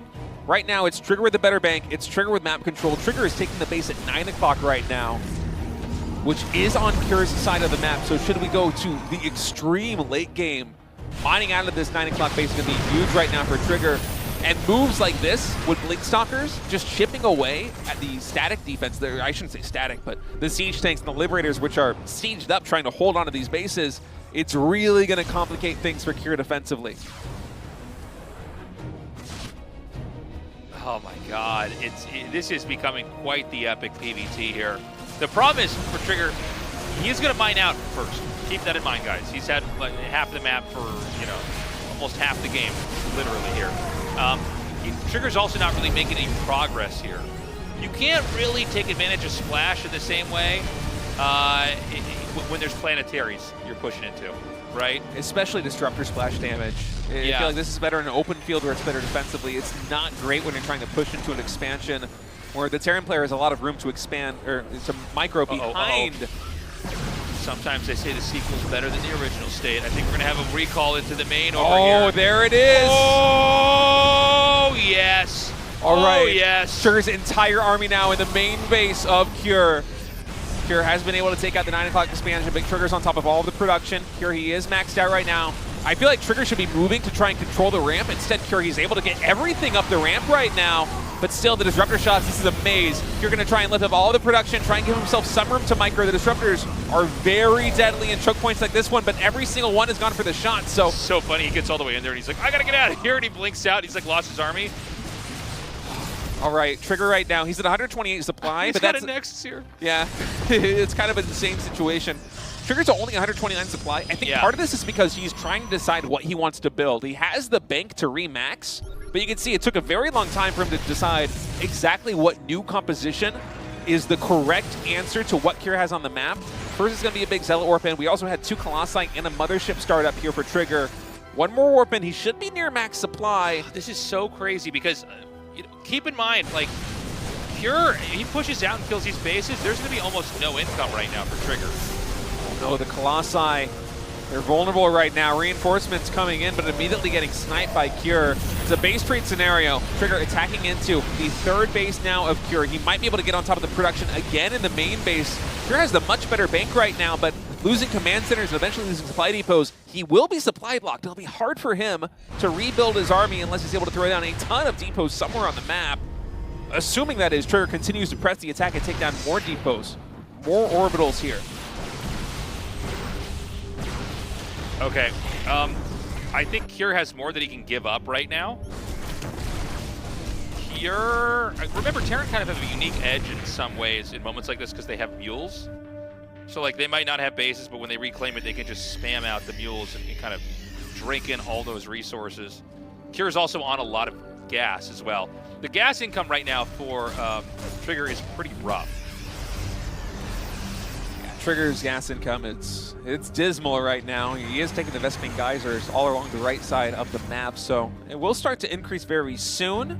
But the good news for Trigger is that he already spent the gas that he needed to spend. He has been able to rebuild the splash damage. He has Templar, he has Colossi on the field, even a ton of DTs. That's a lot of gas right there. And now what Trigger needs to do mostly to recharge his army is build Zealots. And these DTs also, honestly, getting on top of the production like this. This is so good. Cure's bank is huge, But if Trigger is able to disrupt the production or the supply cap of Cure, Cure can't utilize it. Now we have a gigantic engagement here in the center. Trigger got to be very careful fighting in. Another EMP caught some more Templar there, so energy's low. And Trigger's running out of money. Okay. This is becoming a really interesting PvT. I'm glad, we had such short games here. I'm glad we have kind of an epic one here to close the night out. Am I correct in what I'm seeing? I think Cure is still basically in a better spot. I mean, certainly with the money that Cure is sitting on, he has room for mistakes. Trigger's going to try to move in here and attack. But again, what you see is what you get. If he loses this, he can't be remade very easily. Every single Templar just got EMP. There's no Storm available for Trigger, so Kira's going to charge in right now. Cloak is cast on the Mothership, so we have a scan to detect absolutely everything in the mineral wall. There's no escape here for Trigger. Those EMPs by Cure were absolutely huge. Every single Templar was disarmed. The main DPS for Trigger is gone, and he no longer has the bank to remax. I think Cure finally broke through. This is crazy. I think that Cure's basically done it. And Trigger, by the way, has almost no functioning economy. This is the only base that really has any potential here to last for a while. The other two bases are being remade, but they seem pretty vulnerable as well. Even with counterattacks, I mean, as CVs, if they can prepare that planetary, it should be fine, and even without it. Okay, he actually does get the repair off here in the last second, so all those units were completely wasted. I think Trigger's going to have to tap out. Despite having an incredible run here today, Cure in this final match has really played the ultimate endgame.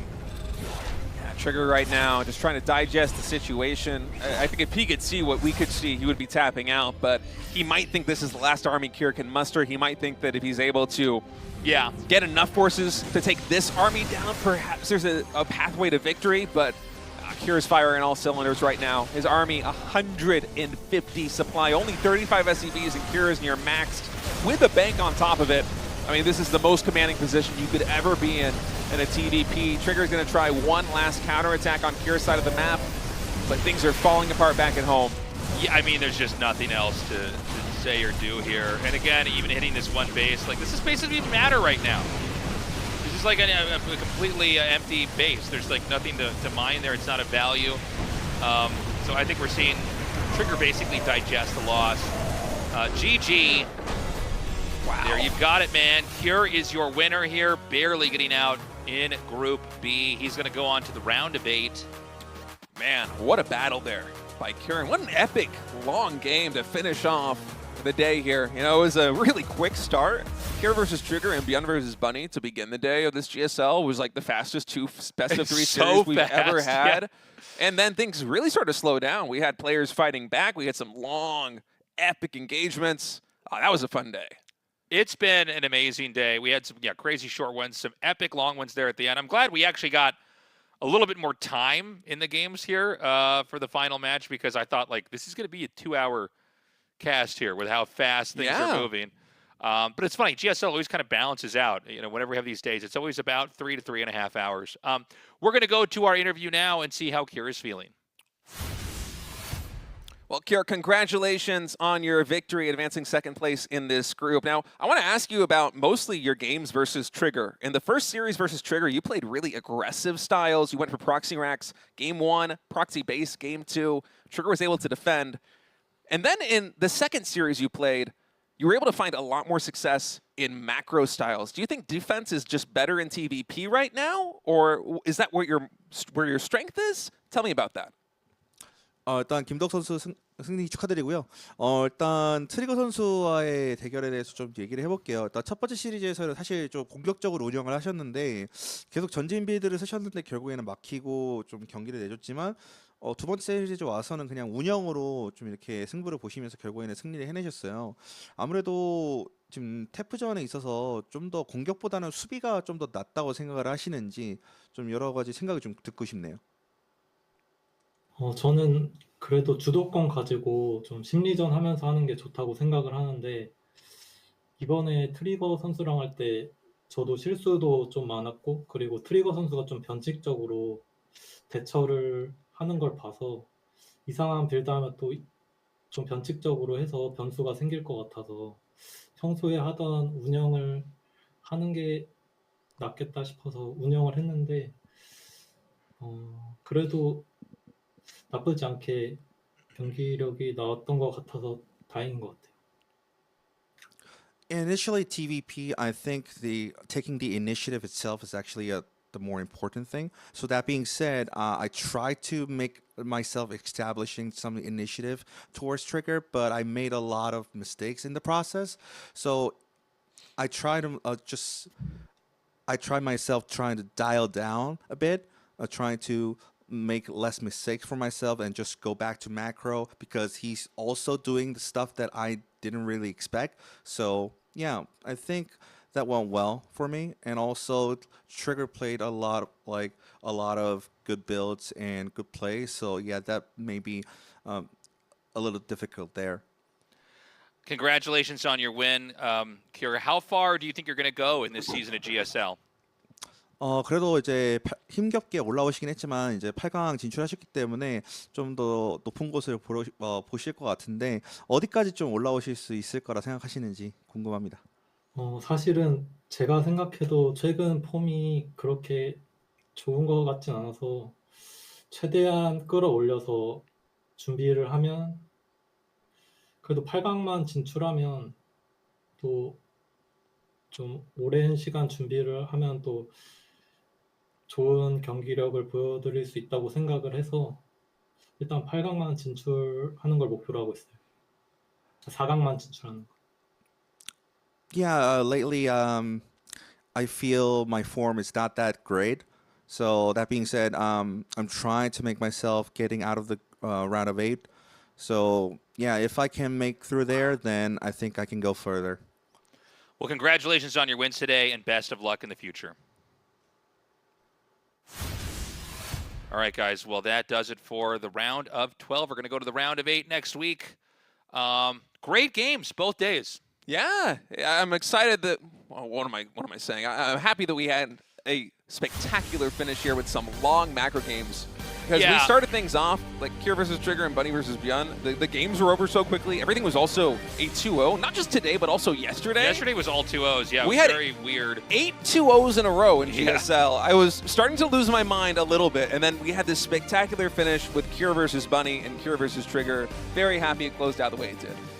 Yeah, I mean, very excited to see Kira advance here. I was kind of rooting for Trigger, honestly, with how well he was playing here. But you can see in that final game, Kira really does have a better understanding of the late game there. Guys, here is what's coming up next here into the round of 8. We're going to have Classic, Kira, Rogue, and Maru, and then Shin, Zhao, ByuN, and Hero. And it looks like we're going to have all 3 races in both groups. Very exciting. Yeah, those groups absolutely stacked. Yeah, make sure you mark crazy. your calendars next week, Wednesday and Thursday, same time, same place. Tune in. It's going to be a lot of fun because this group is going to be absolutely crazy. This might be one of the most stacked groups we've had in GSL of all time. This is insane. Classic, Kira, Rogue, and Maru. Maru and Kira are the top 2 Terrans in Korea, period, over the history of StarCraft 2. Rogue, the best Korean Zerg ever. Classic, arguably the best Protoss ever. Yeah. Like, what is happening? This is an insane group. I can't wait to cast that. That's going to be the same time, same place, Wednesday, 6:30 p.m. KST. And, of course, Group B is just the following day, same time, same place. Here is our schedule. We're going to have RSL starting out this weekend, so be sure to join that. That's on my channels. You can find us there. And that's going to be every weekend. And then, of course, we've got Wardy TV on Mondays, Kung Fu Cup weekly on Tuesday, and then GSL's right back here. So that's your StarCraft schedule. Friday, you have 1 day off. Go touch grass, but don't do it for too long. StarCraft 2 is going to be back right when the weekend starts. You gotta be ready for RSL on Saturday. And here, if you want to support the GSL, this is the best way to do it. We have 2 tiers available for you, the Code A and the Code S. Code S is the huge package. You get the replay packs, your name in the credits, everything you see on screen. If you want to support the GSL and make this tournament bigger and better and just show your love and appreciation for the longest running esports show in history, go to Soup. You can subscribe right there on Soup, or if it's more convenient for you, patreon.com/GSL. Your support really does mean a lot. Here at the GSL, there's various amounts that if they fundraise, they're going to give more back to the community here. And you can see those marks here on screen now. And I think we just got past the first goal here today.